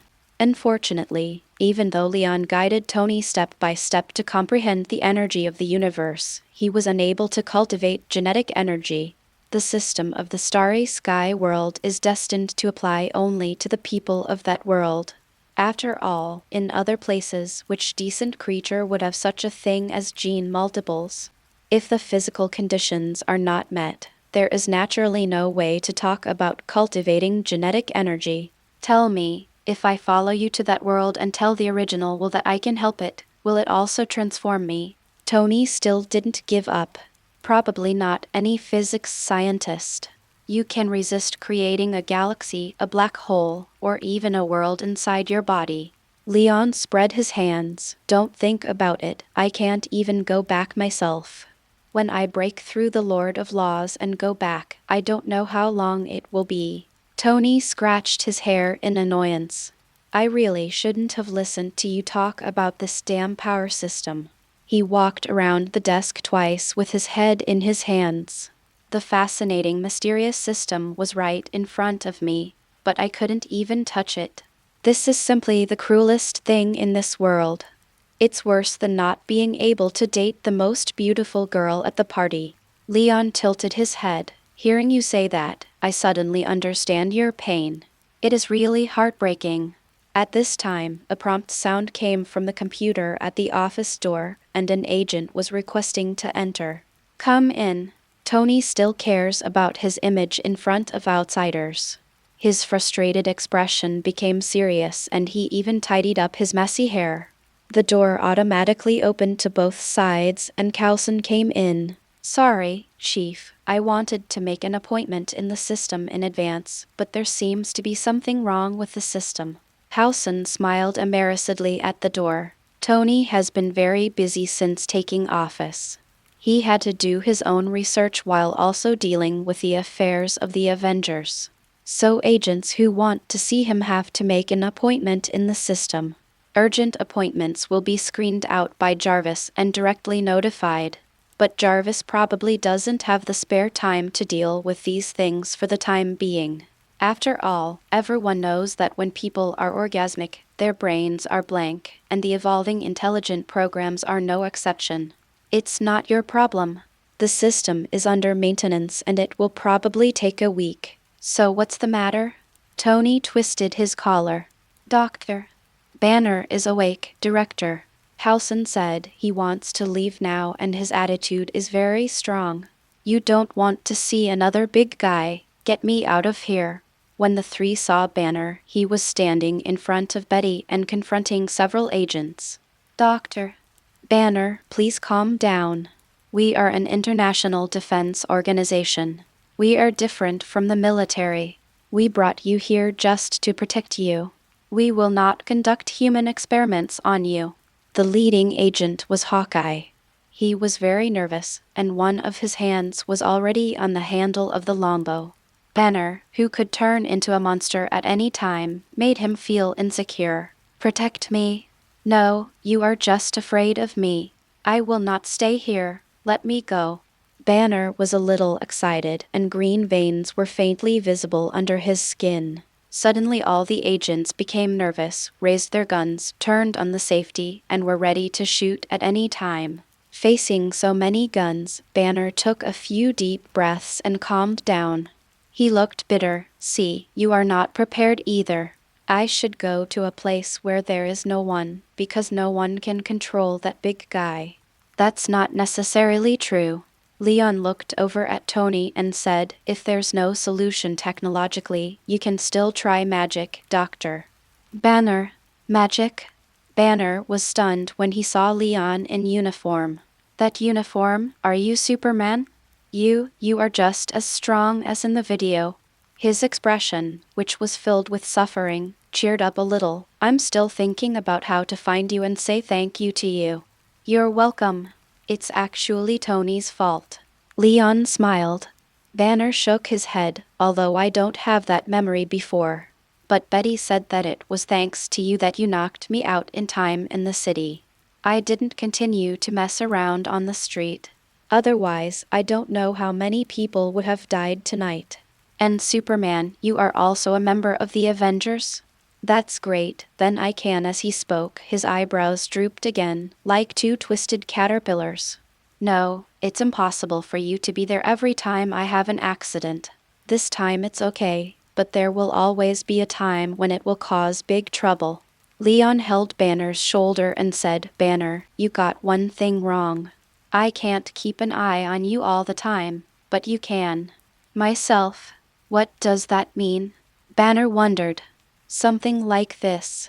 Leon slapped Banner lightly on the chest.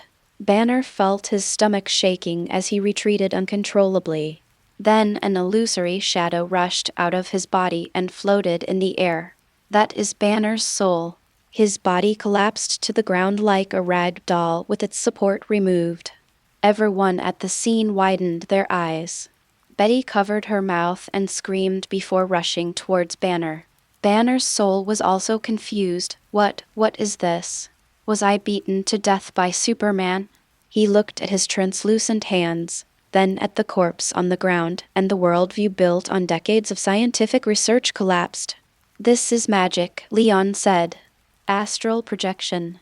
It allows you to leave your body." In the eyes of others, Leon was just talking to a ball of air at this moment, which was extremely weird. Tony walked forward, folding his arms and looking inquiringly. "You mean, you extracted Dr. Banner's soul? That's neither scientific nor superhuman." He touched the air in front of Leon, his fingers piercing the chest of Banner's soul. "There is nothing here. Where is he? Another dimension?" "He is in the spiritual realm, which is a world that belongs only to the soul." Leon snapped his fingers. "Why not let you all experience it?" As soon as the words were spoken, everyone present lost their souls. Oh. Their bodies fell to the ground and their souls floated into the air, screaming and looking at each other. Tony immediately began to experiment, constantly trying to interact with objects. Leon ignored the dancing souls and looked at Banner again. "Well, in the soul state, you should be able to feel the big guy inside you." He tapped Banner's forehead with his finger, and Banner's illusory soul immediately split into another huge green figure. "Roar! Hulk!" Hulk roared as soon as he appeared. When he saw Leon, he tried to attack the bad guy who had beaten him. But as soon as the huge fist touched Leon, it went straight through his chest. "Roar!" Hulk looked at his fist in confusion and punched again, but it still had no effect. His big eyes were filled with little doubts. He squatted down with his head tilted and began to poke Leon's face with his fingers like a primary school student studying ants on the roadside. Chapter 145. First Contact with the Cosmic Cube. Leon ignored Hulk, who had the intelligence of a 3-year-old. He pointed to a dotted green soul line that connected Banner and Hulk to each other. Said to Banner, "See, you are actually the same soul, and he is your other personality. You see him as a monster, but in fact you see yourself as a monster." "He is me. So it turns out that I am really a monster now." Banner stared blankly at the green dotted soul line. Leon couldn't help but be stunned. Could he understand it this way? Whether you are a monster or not is not determined by your body, Banner, but by your mind and your actions. He put it another way, just like what I am doing to you now. If you learn magic, you can control yourself and the Hulk. You mean, use magic to cut off the connection between him and me and separate us. Banner thought thoughtfully, or kill him at the soul level. Hulk, Hulk, who was poking Leon, was upset when he heard this. He roared, jumped up, knocked Banner to the ground and punched him. Boom. Oh, it hurts. A punch hit them right in the face, and Hulk and Banner screamed in pain at the same time. Their souls are one, and fighting each other is just like fighting themselves. Hulk, smash it. Hulk continued to beat Banner in defiance, and both of them screamed in pain. Stop hitting me, Hulk. I won't kill you anymore. Banner begged for mercy. Hulk discovered it too. If Banner were hit, he would feel pain himself. He shook his hands in disgust, stood up and yelled at Banner, Hulk.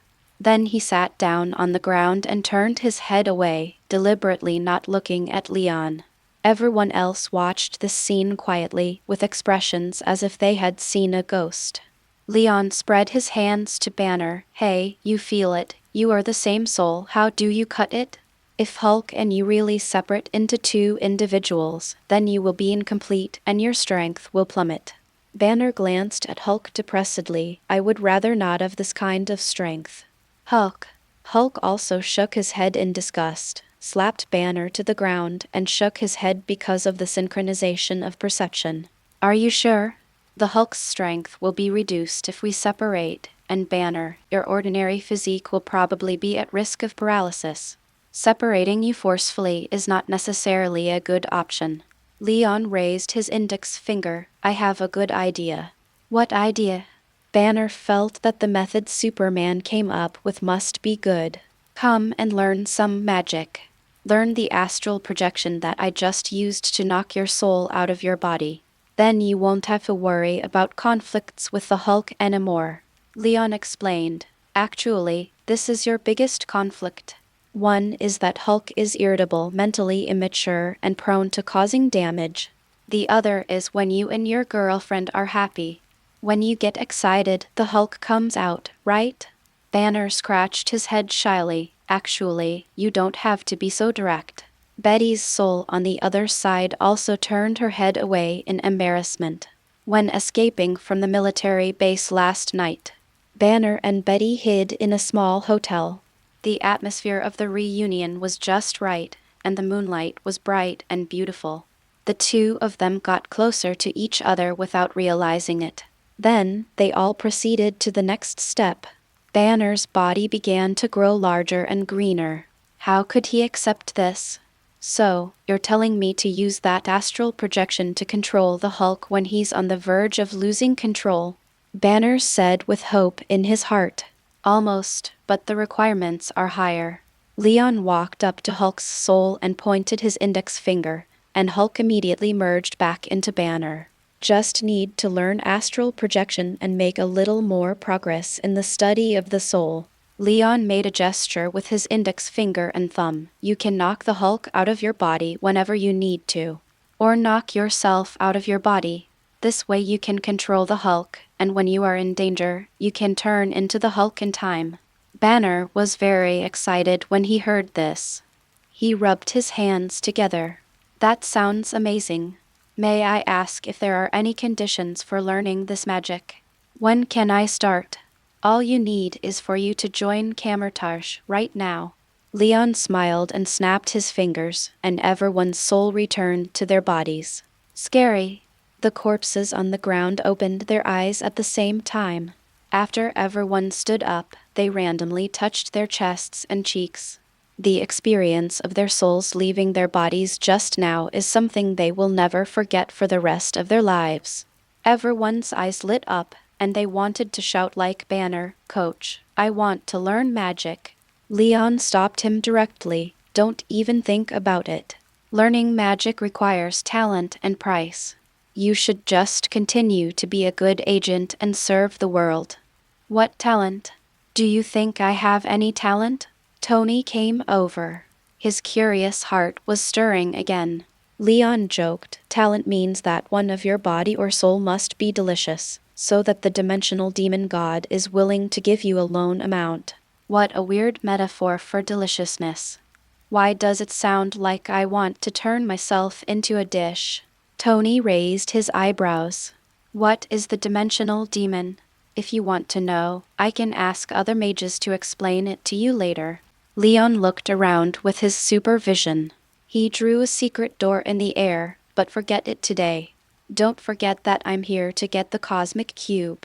The two of them had agreed on this before. Tony gave the cosmic cube to Leon, and Leon agreed to join the Avengers. The portal opened, and on the other side was the cosmic cube. Lixie, you can actually open this golden door directly into the safe? Tony was dumbfounded. As the sorcerer from Kamar-Taj ever gone to the local area to file a case? I think they must be the most powerful thieves in the world. It's not that exaggerated. Almost all mages need props to use portals. This spell is not as convenient as you think. Leon goes into the vault and picks up the cosmic cube. The azure blue Rubik's Cube seemed to sense something, and energy began to surge wildly. Leon tried to guide and operate some of the spatial power on the Rubik's Cube. As a result, the violent energy of the Rubik's Cube immediately rushed in like a river bursting its dam. In just a moment, Leon's entire body was covered by blue energy. Even his eyes were emitting blue light. Inside his body, every cell was eagerly absorbing the energy of the gem. It looked like he had turned into a little blue man. If it were any ordinary person, he would have exploded and died by now, leaving not even ashes. But Leon didn't even feel overloaded. With his current strength, he is already able to easily master the power of a single infinity stone. The only difference is that he can use magic to control the time stone. When he first came into contact with the space gem, he was unable to control himself and could not stop the power pouring back from the Rubik's Cube. Even a few minutes passed. The outer shell of the cosmic cube has begun to crack, but the river of energy became more and more turbulent, enveloping Leon and turning him into a huge blue lantern. He closed the portal to be on the safe side. The other side. Tony communicated with Jarvis through the chip with a serious expression. Jarvis, what was the magnitude of the energy fluctuations on Leon's body just now? Is he in danger? Sir, Master Leon, for now. Jarvis' voice was explosive. Forget it, you should continue to evolve. Tony slapped his forehead, worry revealed in his big eyes. Suddenly a strange voice came from behind him. This seems to be the shield base. The energy source is here, and there is also the remnant of Leon's magic aura. A fat man walked out of the portal. Chapter 146, Accelerating the Creation of the Sea of Blood. Inside the vault, there are more and more cracks on the cosmic cube.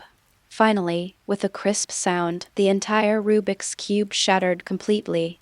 The space gem was exposed, emitting a brighter blue light. An invisible wave was about to spread out from the gem. Leon quickly grabbed it and stuffed it into his body without any hesitation.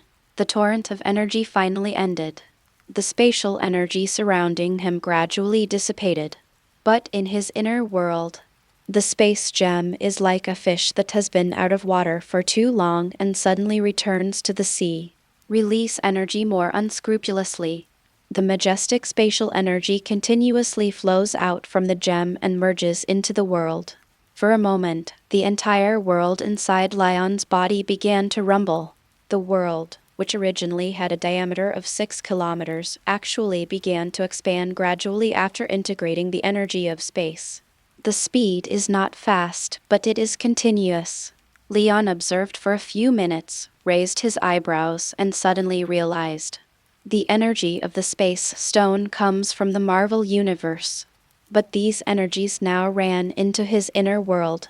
It stands to reason that this is not in compliance with the rules. And so much time has passed.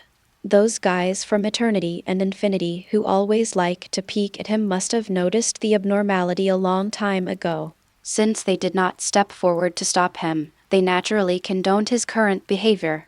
This made Leon start thinking about more uses of the Infinity Stones. You have to know that in his inner world, there is an avatar that is being nurtured and is wasting time.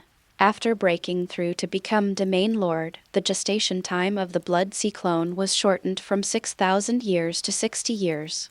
but it's still too long. Since the space stone can affect the inner world, it doesn't make sense that the time stone can't, right? Leon then took the eye of Agamotto into his inner world. He made hand seals, cast magic, controlled the time gem and began to accelerate the passage of time. However, after only a few seconds of performing the technique, he stopped. No, time acceleration is useful. It can speed up the development of clones, but it cannot replenish the energy needed to develop clones. The energy required is the power of the world. You can try to use space gems to replenish it. He then tried to manipulate the space gem and convert the energy contained in it into world power. Soon, an extremely strong energy appeared in the space. It works. Leon showed joy. He began to manipulate both gems at the same time. The flow of time in the world inside the body suddenly accelerated, and the energy from the space gem also continued to flow. In the center of the world, the giant egg incubating the Blood Sea clone began to grow at a speed visible to the naked eye. 1 kilometer, 2 kilometers until it grew to a diameter of 100 kilometers. The clone has entered the formal gestation stage. Leon made a judgment. Unfortunately, accelerating time by 1,000 times is already the limit. Any higher will affect the stability of space. He stabilized the status of the 2 gems. The current world inside my body is still too immature. Maybe I can try a higher speed of time flow in the future. But the reduction in gestation time from 60 years to 21 days is a huge leap. Leon looked at the huge sphere in the center of the world. It seems as if I can already foresee the day when the Blood Sea clone hundreds of kilometers high will be born. With a thought, he left the world inside his body and let his clone grow quietly. In the safe, Leon opened his eyes and used the secret door again to return to the previous room. But he had just stepped through the door. He saw Tony and the agents with their backs to him, seemingly confronting someone. He closed the door and walked forward, only to find that the people standing opposite him were Wang and Mordo. The two were trying to explain that they meant no harm, with a portal to Kamar-Taj opening behind them. But Tony obviously didn't believe it. "Wait, don't do it yet," Leon shouted to Tony and the others who were on the verge of a fight. "They are our own people. Are you okay?" Tony said without even turning his head. "They showed up right after you got into trouble. Are you sure they weren't sent by Kamar-Taj to deal with you?" "Kamar-Taj is going to deal with me." Leon's expression froze for a second. Wang and Mordo on the other side of the crowd also had strange expressions on their faces. "Leon is our supreme sorcerer. Why should we deal with him?" Mordo raised his hands in front of his chest. "You all misunderstood." They knew about Tony and Leon's relationship, so there was no hostility shown throughout the whole process. Otherwise, the two sides would have fought each other long ago. "Sorcerer Supreme? He sounds quite powerful." Tony and others realized that something had gone wrong. The Sorcerer Supreme symbolizes the strongest power in the field of magic. He is also the leader of Kamar-Taj and the guardian of the Earth dimension. Wang emphasized. Now it was Tony's turn to be extremely confused. "You mean, Leon is still the mayor of your village?" Leon interrupted Tony. "What village chief?" "They are a hidden organization that has been protecting the Earth since ancient times."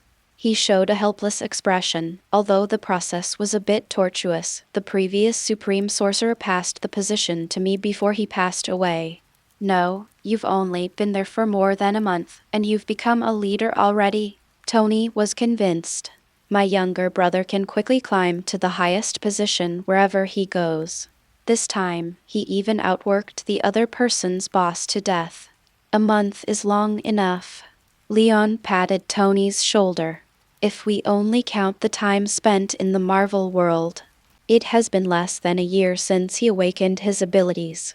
From this perspective, a month is indeed a very long time scale."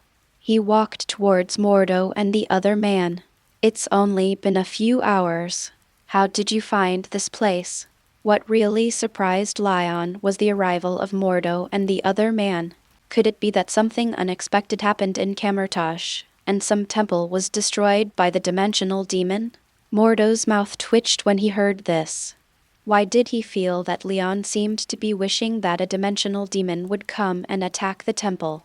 Everything is normal in Kamar-Taj. Mordo and I discovered that you had a huge energy burst, so we came to see if we can support you. Wang explained. Mordo also became serious. Did you encounter a demon from hell? The power that erupted here before was very strong. I guess the stronger mages on Earth could sense it. If necessary, I will notify everyone to assemble now. No need, it was just an accident. Leon pinched his brows. The power of the space stone is indeed too great. Even if only a tiny part of it is leaked, it can also alarm the various extraordinary forces on Earth. He used his supervision to take a quick look and found that there were even a few Eternals rushing over to investigate the situation. Let's go back to Kamar-Taj first. Now that you're all here, it's a good time to start learning new magic. Leon planned to return to Kamar-Taj and leak energy again to attract all attention to the Holy Land. Starting now? But Mordo and I haven't arranged the work yet. Wang was caught off guard. There's no need to prepare. Just go there and come back as soon as possible. Plans can't keep up with changes. The energy of the space gem explodes, and it is estimated that various external or internal temptations will come one after another. Leon decided to travel through time so that Wang and Mordo could complete their studies quickly. Banner, you come too. Let your girlfriend stay with the Avengers. When you master soul magic, come back to find her. Before entering the portal, Leon did not forget to call Banner. This is an important reserve member of the Kamar-Taj battle team, so he must set off as soon as possible. Ah, okay. Banner was stunned for a moment and nodded repeatedly. He and Betty whispered a few words to each other before reluctantly parting. No, what about me? Don't leave me behind. Tony saw that the portal was starting to close and Leon didn't call him, so he quickly put on his armor and rushed into the portal. Chapter 147 Traveling Again. Supreme Mage. Hello, Lord Lion. When they returned to Kamar-Taj, it was still daytime in New York, but it was already late at night here, all the way to the martial arts training ground. Occasionally, he would meet a few mages who would bow respectfully to Leon. Today Leon won the recognition and respect of all of them. They followed the ancient customs of Kamar-Taj and bowed to the supreme sorcerer when they met. Doctor. Banner was hesitant now. He is a person who respects local customs very much. In the past, in order to learn how to control his emotions, he had visited some religious masters in Cuba and learned the etiquette of the temple. So as soon as we walked into the ancient and solemn building complex of Kamar-Taj, feel the breath of history, he began to become reserved. After seeing every wizard passing by, salute Leon. Doctor. Banner couldn't help but clasped his hands in front of his chest and rubbed them uncomfortably. Should I also salute Superman like them? He asked Tony quietly. There were only two outsiders here, him and Tony, and he felt less nervous walking next to Tony. Greet. Why? Maybe you can try it next time you meet, but I think he'll be more comfortable if you ask him if he's had dinner. Tony followed Leon and looked around in stark contrast to Banner's restrained appearance. He felt that this place was not quite like the place where mages gathered that he had imagined. Aren't magicians supposed to live in a gothic castle with dark clouds covering the sky, thunder and lightning, and the occasional crow singing at night? How should I put it? Tony's first impression of Kamar-Taj was disillusionment. A magician should wear a large robe and have his face shrouded in shadows. Look at the beautiful mage who just passed by. She was wearing a training suit that looked like a tights. This is really wrong. Tony looked at every passerby as if he was looking at a rebellious magician. Leon noticed Tony's strange look. What strange things are you thinking about again? Strictly speaking, the mages of Kamar-Taj are mystics, which is definitely different from what you imagine. He saw through Tony's thoughts at a glance. Also, what do you want to do by following me? You haven't even mastered the technological knowledge in the optical brain yet, and you want to learn magic. If you want more, you will get nothing.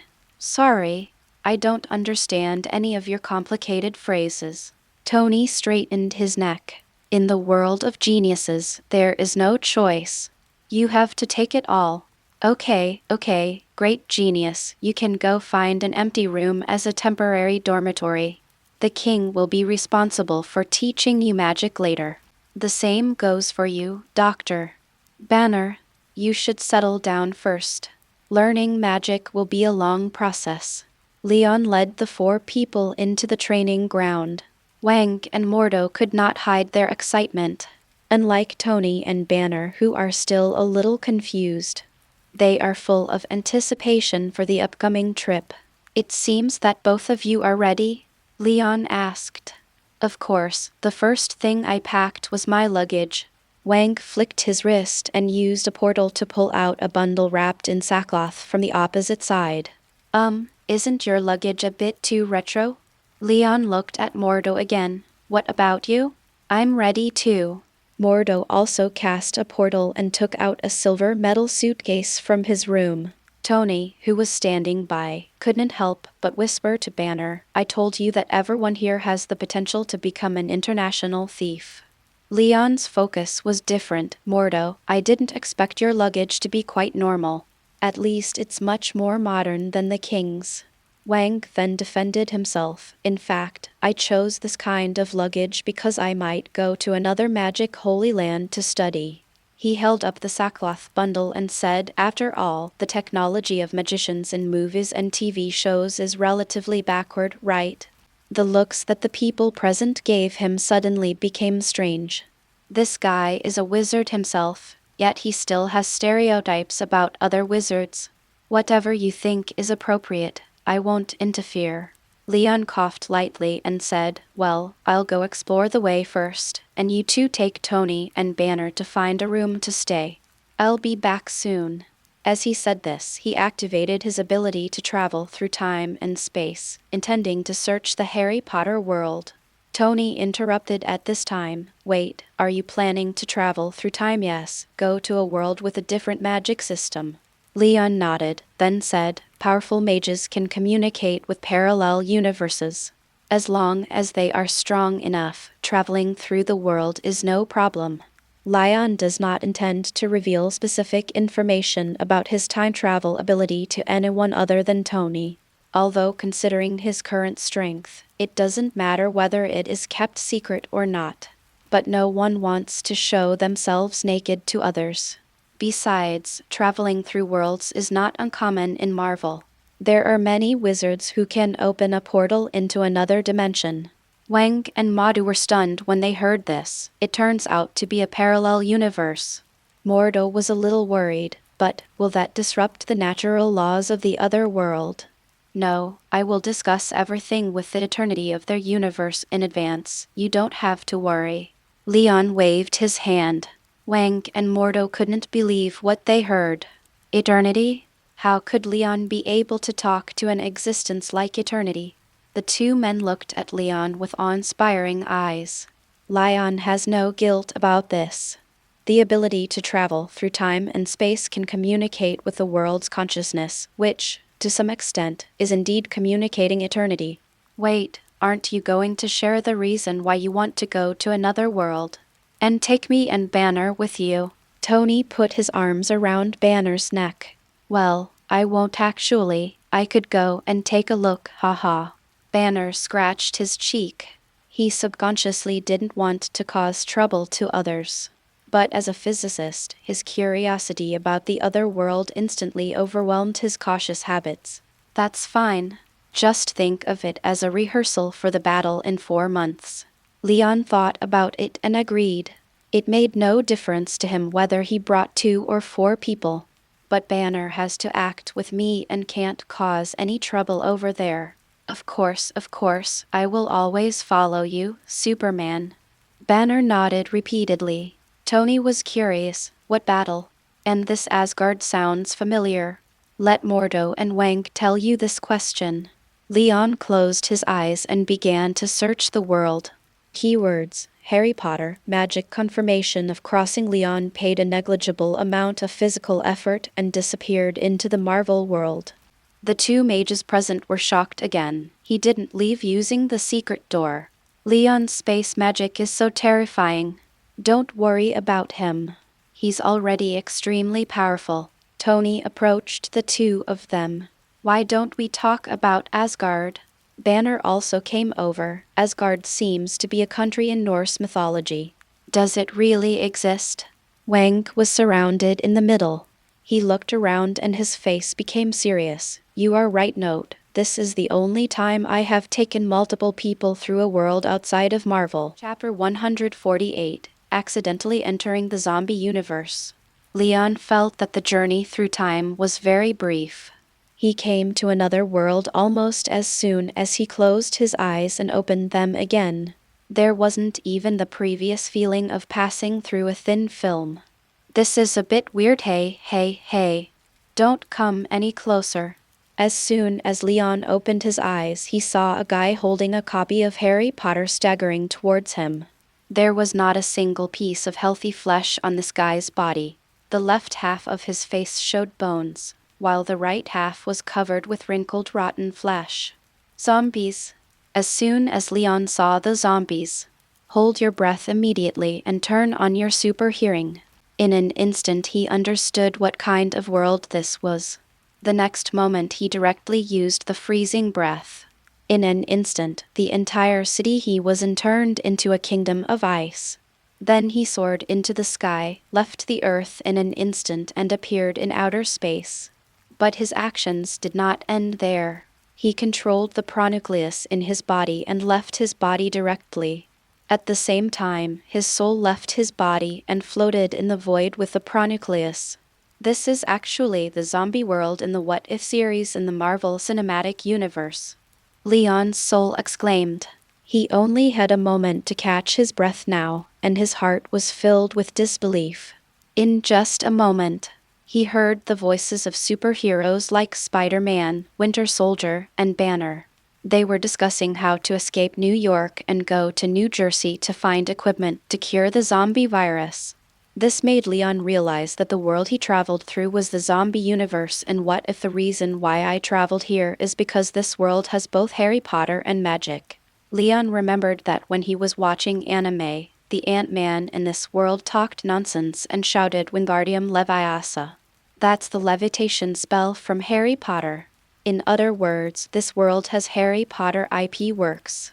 How could there be such a coincidence? Leon shook his head in space. The zombie virus in this world is a quantum virus. Even the 4-gem Thanos can be infected. I'm sure I'm not immune to it. But according to Spider-Man's summary in the animation, this virus is transmitted through saliva. So far, I haven't had close contact with zombies, and the bioforce field has always covered my entire body, so there should be no possibility of infection. But we still have to be on the safe side. This is why Leon flew into space as soon as possible to separate his nucleus and soul from his body. If my body is infected with the virus, I will leave this world immediately with the pronucleus. As long as the pronucleus is intact, I am as good as unscathed. If even the original nucleus is infected, then I will simply abandon the Blood Sea clone and turn around to slaughter the prototype world and breed a new Blacklight virus clone. I don't believe that the Blacklight virus can't devour the quantum zombie virus. Leon has thought of everything. He even made up his mind secretly. Even if I wasn't infected by the zombie virus this time, his second clone must also be the Blacklight virus. Only by becoming the boss of the virus world can you avoid being harmed by other viruses in the future, especially these zombie viruses in the Marvel and DC worlds. Each one is more difficult than the other. Even the real Superman Clark Kent can be infected and turned into a zombie. Leon waited cautiously in the void of the universe for 12 hours, and finally breathed a sigh of relief when he saw that there was no abnormality in his body. We need to get out of here quickly. To be on the safe side, let's go to the Resident Evil world and kill some poison.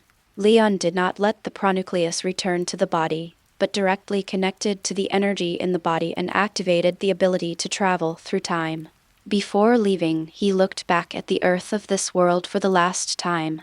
Once I have a black light clone, I must return to this time point and turn all the zombie viruses into nutrient solution for the clone. Then he disappeared beyond the Earth. After another space travel, Leon appeared in the space of the Resident Evil world. As soon as he appears, the world consciousness comes out and conveys the emotion of joy. Hi, I'm here again, but this time I have something important to do, so you go and have fun by yourself first. Leon first coaxed away the world consciousness that pounced on him like a puppy wagging its tail. He then used his authority to scan his entire body. After a long while, he heaved a sigh of relief. It should be fine, but let's disinfect it again. He began to mobilize the vast cosmic energy and various radiation tides to wash over his body. After the end, he stayed in space for another 2 days before he finally felt relieved. In fact, it doesn't matter even if his physical body is really infected. As long as there is nothing wrong with his soul, he can always find a solution by traveling through the world. Therefore, the most important thing is not to bring the quantum zombie virus to other universes. To confirm this, Leon flew into the Earth, landed at the North Pole, and played with a group of polar bears for a few days. The polar bears were very enthusiastic and always wanted to put his head or arms in their mouths and chew them. A few days later, seeing that the polar bears were still alive and kicking, Leon finally felt relieved. He returned to the Republic of Seville with lingering fears, met with Director Bud and others whom he hadn't seen for a long time, and stayed with Ada and Jill for another month. It was a month later that he said goodbye to everyone and returned to the Marvel Universe. Kamar-Taj. Lao Wang just finished talking about the battle between Kamar-Taj and Asgard. Tony's face was full of excitement. It turns out that the gods in mythology really exist, and Leon is going to gamble with them? This is a great idea. Banner was interested in a different direction. So the gods are just aliens, then are their planets similar to the Earth's environment? He analyzed, normally, the environment that allows carbon-based life to thrive should not be much different from that of Earth. At this time, Leon, who had disappeared for a few minutes, suddenly appeared next to the 4 people. "You're back." Tony came forward and hugged Leon with a bear hug. "How's it going? Have you found the parallel world you want to go to?" His words were like machine guns. "To be honest, I can't wait to join your battle. I heard from Wang that you are planning to let me be your foreign aide, right?" In response to Tony's chatter, Leon shrugged. "That's for the future. I just found the wrong world. Now I have to try again." He skipped over the zombie universe, closed his eyes again, and activated his ability to travel through time. This time he filled in more keywords. Keywords: Hogwarts School of Witchcraft and Wizardry, Black and White Magic, No Danger, Dumbledore. He filled in a long list of names. He couldn't possibly travel to a paper novel this time. Confirm the crossing. Leon disappears again. This time he passed through a long void and then a layer of thin film before opening his eyes. This feeling should be like traveling outside of Marvel, Leon thought. Different world. On a tall observatory, a group of people with different clothes and weird hairstyles surround an unarmed old man around an astronomical instrument. The old man had white hair and beard and was wearing a wizard's robe. He had a long beard and hair that fell below his shoulders, and he looked to be over 100 years old. If such an old man were placed in other places, he would be regarded as a respected and auspicious old man. But at this time, those who surrounded him were constantly urging a white blonde young man to kill him quickly. There was a look of struggle on the young man's face. The old man also gave him a dissuading look. Just when others get impatient. I'll do it. A man with pale skin, a sharp hooked nose, and wrapped in a long black robe suddenly walked out from under the astronomical instrument. Chapter 149 Death of Dumbledore. That man walked into the crowd like a ghost. The rough lines of his face were filled with disgust, and his greasy black hair was parted in the middle, revealing a forehead that looked like old bark. In silence he raised a wand and pointed it at the old man. "Severus, please." The old man shook his head slightly at him. A complex expression appeared on his wrinkled face. It seemed as if she was begging the man opposite to stop, but it also seemed as if she was hinting at something else. However, the man in the black robe, Severus, waved his wand without hesitation. Avada Kedavra. He uttered a spell. A beam of green magic suddenly shot towards the helpless old man. At this moment, everyone thought that the old man was definitely going to die, because Avada Kedavra is the most vicious, unforgivable curse. So far, there are only 2 people who have survived being hit by this curse. However, it was beyond everyone's expectations. In a flash, the curse was about to hit the old man. A man wearing black slim armor suddenly appeared in front of the old man without any warning. The man had his eyes closed, and his figure was as handsome as an ancient Greek sculpture that had just walked off a booth. The green killing curse magic hit his chest directly, then burst into light and dissipated into the air. But the man in armor didn't seem to have any discomfort. The unforgivable curse that could take his life hit him like a gust of warm wind on his face. He even kept his eyes closed the whole time. When he opened his eyes, suddenly a flash of lightning pierced the darkness of the observatory.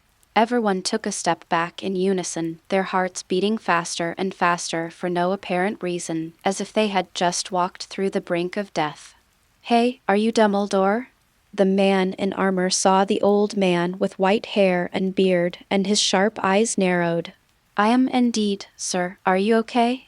Dumbledore looked the man in front of him up and down. He was absolutely certain that the unforgivable curse really didn't hurt the other person at all. "Of course everything is fine. It's really you, Professor Dumbledore. I'm very happy to meet you. My name is Leon." Leon bowed slightly. He finally found the right place this time. Dumbledore hastily returned the salute. Just a moment ago, he was still wondering whether the mysterious and powerful person in front of him was sent by Voldemort.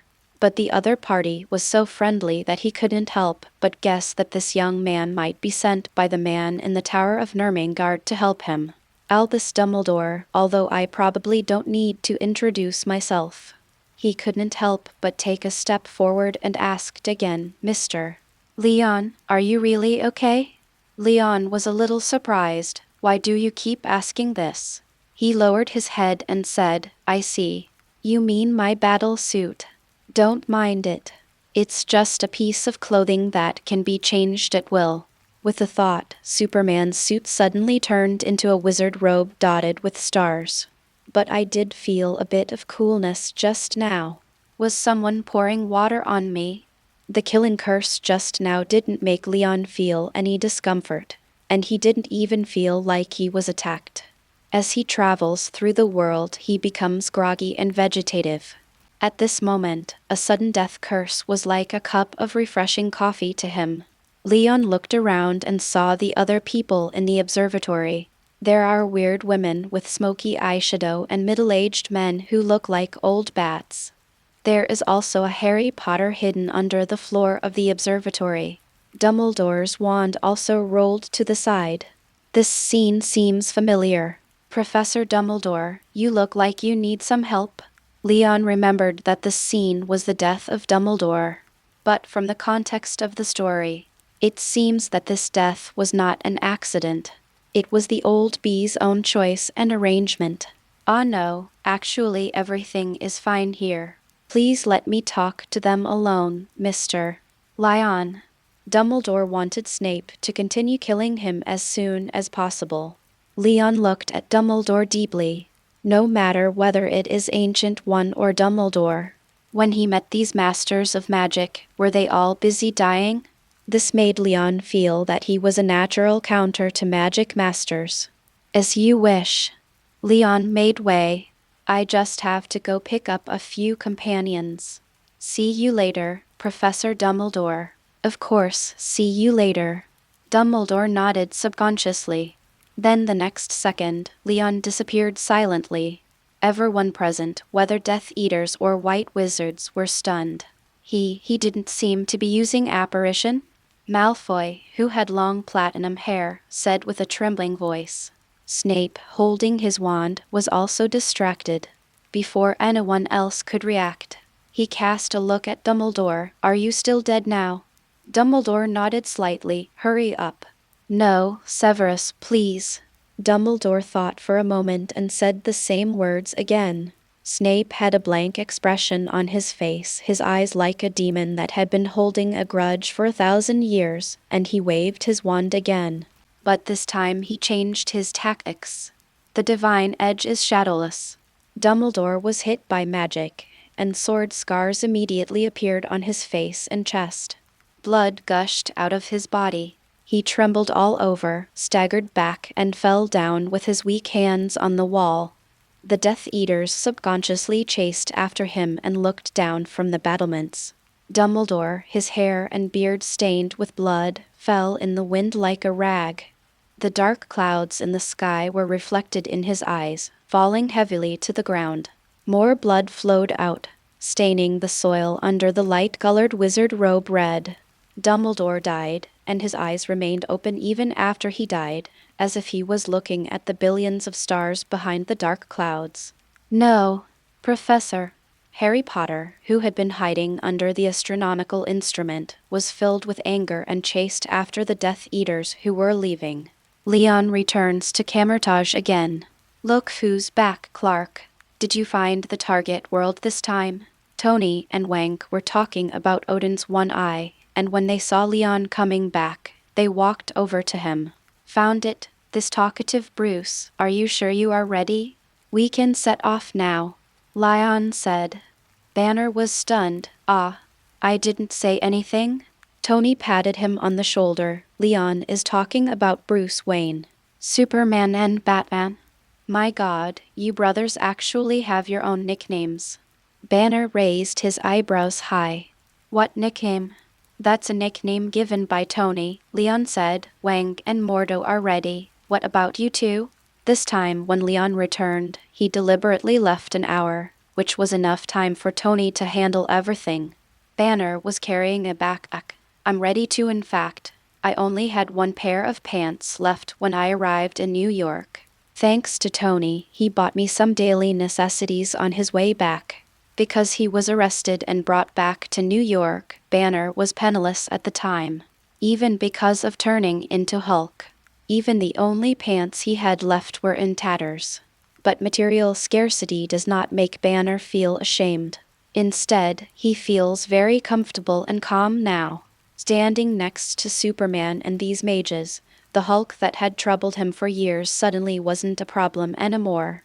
Banner felt that even when he was in his mother's womb, he probably didn't feel as safe as he did now. Chapter 150. Dumbledore is alive again. Tony shrugged and said, Thanks to Master Mordo for using the Golden Door, I have already returned to New York to arrange everything. Agent K will help keep an eye on Jarvis, so, bingo, let's start traveling. Wang and Mordo also nodded. Compared with before, they had a few more magical weapons in their hands. Mordo and I thought about it and felt that we should bring some gifts for the first visit. They represent the image of our Kamar-Taj. The king held up a magical hat. Leon gave a thumbs up in approval. I can only say that he is worthy of being an old employee who has worked in Kamar-Taj supermarket for 9 years. He is well versed in the ways of the world. Now that we are all ready, let's go. Leon cleared his throat. The journey may be a bit bumpy, be prepared.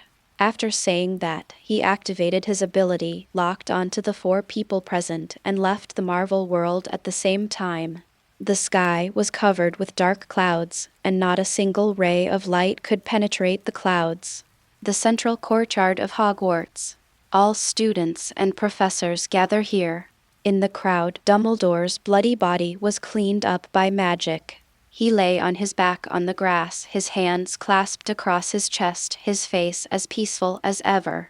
But everyone knew that he was dead, and his hands were frighteningly cold. He could never open his eyes again, and could never again ask his classmates if they wanted to eat candy like he used to. A sad atmosphere enveloped the teachers and students present. From professors like McGonagall and Flitwick to students like Ron and Luna. There was deep sadness in everyone's eyes, and there was no other expression on their faces. Harry Potter staggered to his knees in front of Dumbledore, crying into his temperatureless arms. The place is surrounded by sorrow of saying goodbye to a great wizard. The sadness is deep. Suddenly 5 figures appeared in the air. They appeared without any warning, like a few fish caught in an invisible net. But the net was torn, and they all fell to the ground with a plop. The one with the most muscular body floated in the air as soon as he appeared. He landed lightly on the ground like a flying maple leaf. But the other 4 were not so elegant. They looked like sleepy, foot-picking men. It hit the grass from several meters high. Some of them fell to the ground with their faces sideways, their faces buried in the ground with a thud, their buttocks raised high, but they still did not wake up. 2 of them rolled on the ground after landing, and their soles of shoes stepped on each other's faces. The appearance of these people was too sudden and too funny. All the teachers and students present were shocked, but no one immediately took out their wands to question them. Having just experienced an attack by Death Eaters and the death of the greatest headmaster Dumbledore, the teachers and students were already in a state of panic. But for the moment, they did not suspect these 5 uninvited guests. After all, a bad guy wouldn't appear with his face on the ground and his butt sticking up, right? The teachers and students stared at the 5 people in a daze, and the immersive atmosphere of sadness was much dispersed. They watched as the only sober person suddenly slapped the other person's raised butt. "Damn, Tony, can you be more seductive in this pose?"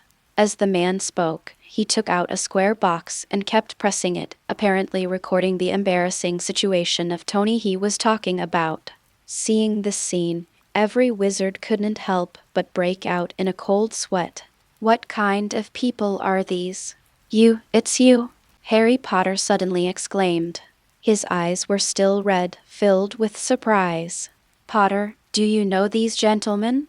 Minerva McGonagall struggled to use honorifics to describe the 5 people in front of her. "He's the one who was hit by Snape's unforgivable curse in the observatory, but he was fine." Harry Potter is still shocked. What? He is that person? I thought you were talking nonsense before Professor McGonagall widened her eyes. Potter was the only person present when Dumbledore died, and he told everyone what happened. Professor McGonagall's throat rolled.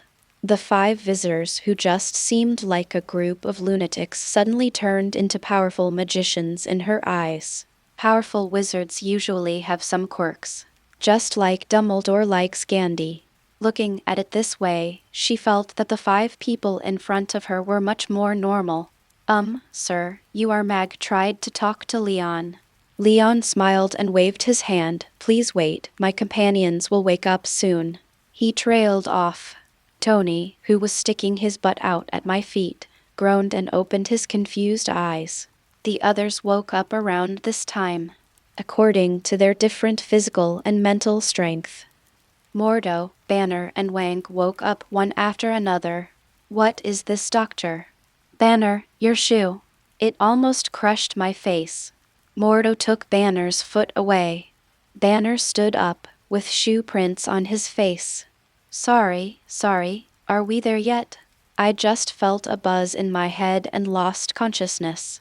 "Look, there are so many people around, it must be here. To be honest, I think only a magician can be considered a magician if they dress like them." Tony pointed around, his eyes showing curiosity about new things, and helped Wang up. Wang's strength is actually the weakest among the few people. His consciousness is still not clear. but he is the librarian of Kamar-Taj who attaches the most importance to etiquette among the people present. When seeing hundreds of curious or weird looks around, the dizzy head seemed to be hit by a knife and immediately became clear. His eyes suddenly widened. "We are here." "Yes, we're here. What's the matter?" Tony wondered why this guy was so startled. Wang's cheeks suddenly turned several shades red, which was due to embarrassment. He realized that this first meeting of the Kamar-Taj leaders with other wizard groups had been a complete failure. It was a complete embarrassment. The king looked at Leon. This supreme mage actually looked nonchalant. The king was immediately angry, but he had no choice because the other person was the supreme sorcerer. Looking back again, Banner and Mordo were still rubbing their faces. So Wang angrily stretched out his black foot and slammed his size 43 sole on the buttocks of the two men. "What are you doing? Pay attention to your image. We are representing Kamar-Taj now," Wang warned in a low voice. Banner and Mordo rubbed their buttocks, looked around, their faces suddenly turned red, and they stood up straight, like two standard diplomatic followers. If they didn't have shoe prints on their faces and buttocks. Leon looked at the interaction between the few people and laughed. He stopped old Wang, who took out his magic hat and planned to give him a gift as soon as possible to restore the image of Kamar-Taj. "Don't be in a hurry. The White Devil, their boss, is still lying there. If you want to give a gift, you have to give it to the right person." The king blinked when he heard that. White Devil. Doesn't this title sound a bit too domineering? Fortunately, the Supreme Sorcerer is not bad either. He immediately had an idea in his mind. After the White King has introduced himself, he can just stand up and say this is the Supreme Sorcerer, who once played chess with Odin and talked with eternity. Such a high standard will surely intimidate the other side and save Kamar-Taj's reputation. Leon didn't know that the king had been entangled in diplomatic matters. He walked towards Harry Potter, or rather Dumbledore, behind him. "What do you want to do, sir?" Potter was a little alert and stood in front of Dumbledore, showing a resistance attitude. "Don't be nervous." Leon flipped his wrist and took out an exquisite emerald jade bottle. The translucent bottle contained colorless liquid. That is the spring water of Zeus. The last time he took it out for Ancient One to drink, he filled a large glass, but was rejected. He reflected on it afterwards. This magical spring water is millions of kilometers long. Even used it for bathing. But it doesn't prevent it from being valuable. Things of high value must have a gorgeous appearance to make people feel that they are extremely precious. As soon as the jade bottle was taken out, everyone's attention was attracted. "Dumbledore and I have a pact." Leon used his mental power to bind everyone who wanted to stop him, including Harry Potter, in place. "I told him at the observatory that I would meet him later, and he agreed." Leon walked past Harry Potter. "Since you have promised, you must fulfill your promise." He half knelt down in front of Dumbledore, tilted the alabaster bottle, and dripped the colorless liquid into the pale lips. "Since you've promised, then even if he dies, he must come back to life and continue to fulfill his promise to me before dying. No one can stop it, not even the god of death." Leon casually stuffed the empty bottle into Dumbledore's cold hands. After a few seconds, the color quickly returned to Dumbledore's pale face and his chest began to rise and fall again. Then he opened his eyes and sat up suddenly with heavy gasps as if he had woken up from a nightmare. For a moment, the whole audience was shocked. "All right, legends, that's it for today. If you're ready for the next chapter, smash that like button and flood the comments right now. Remember, we've got 3 days to prove this story needs to continue. Subscribe so you don't miss the drop, and I'll meet you in the next audiobook.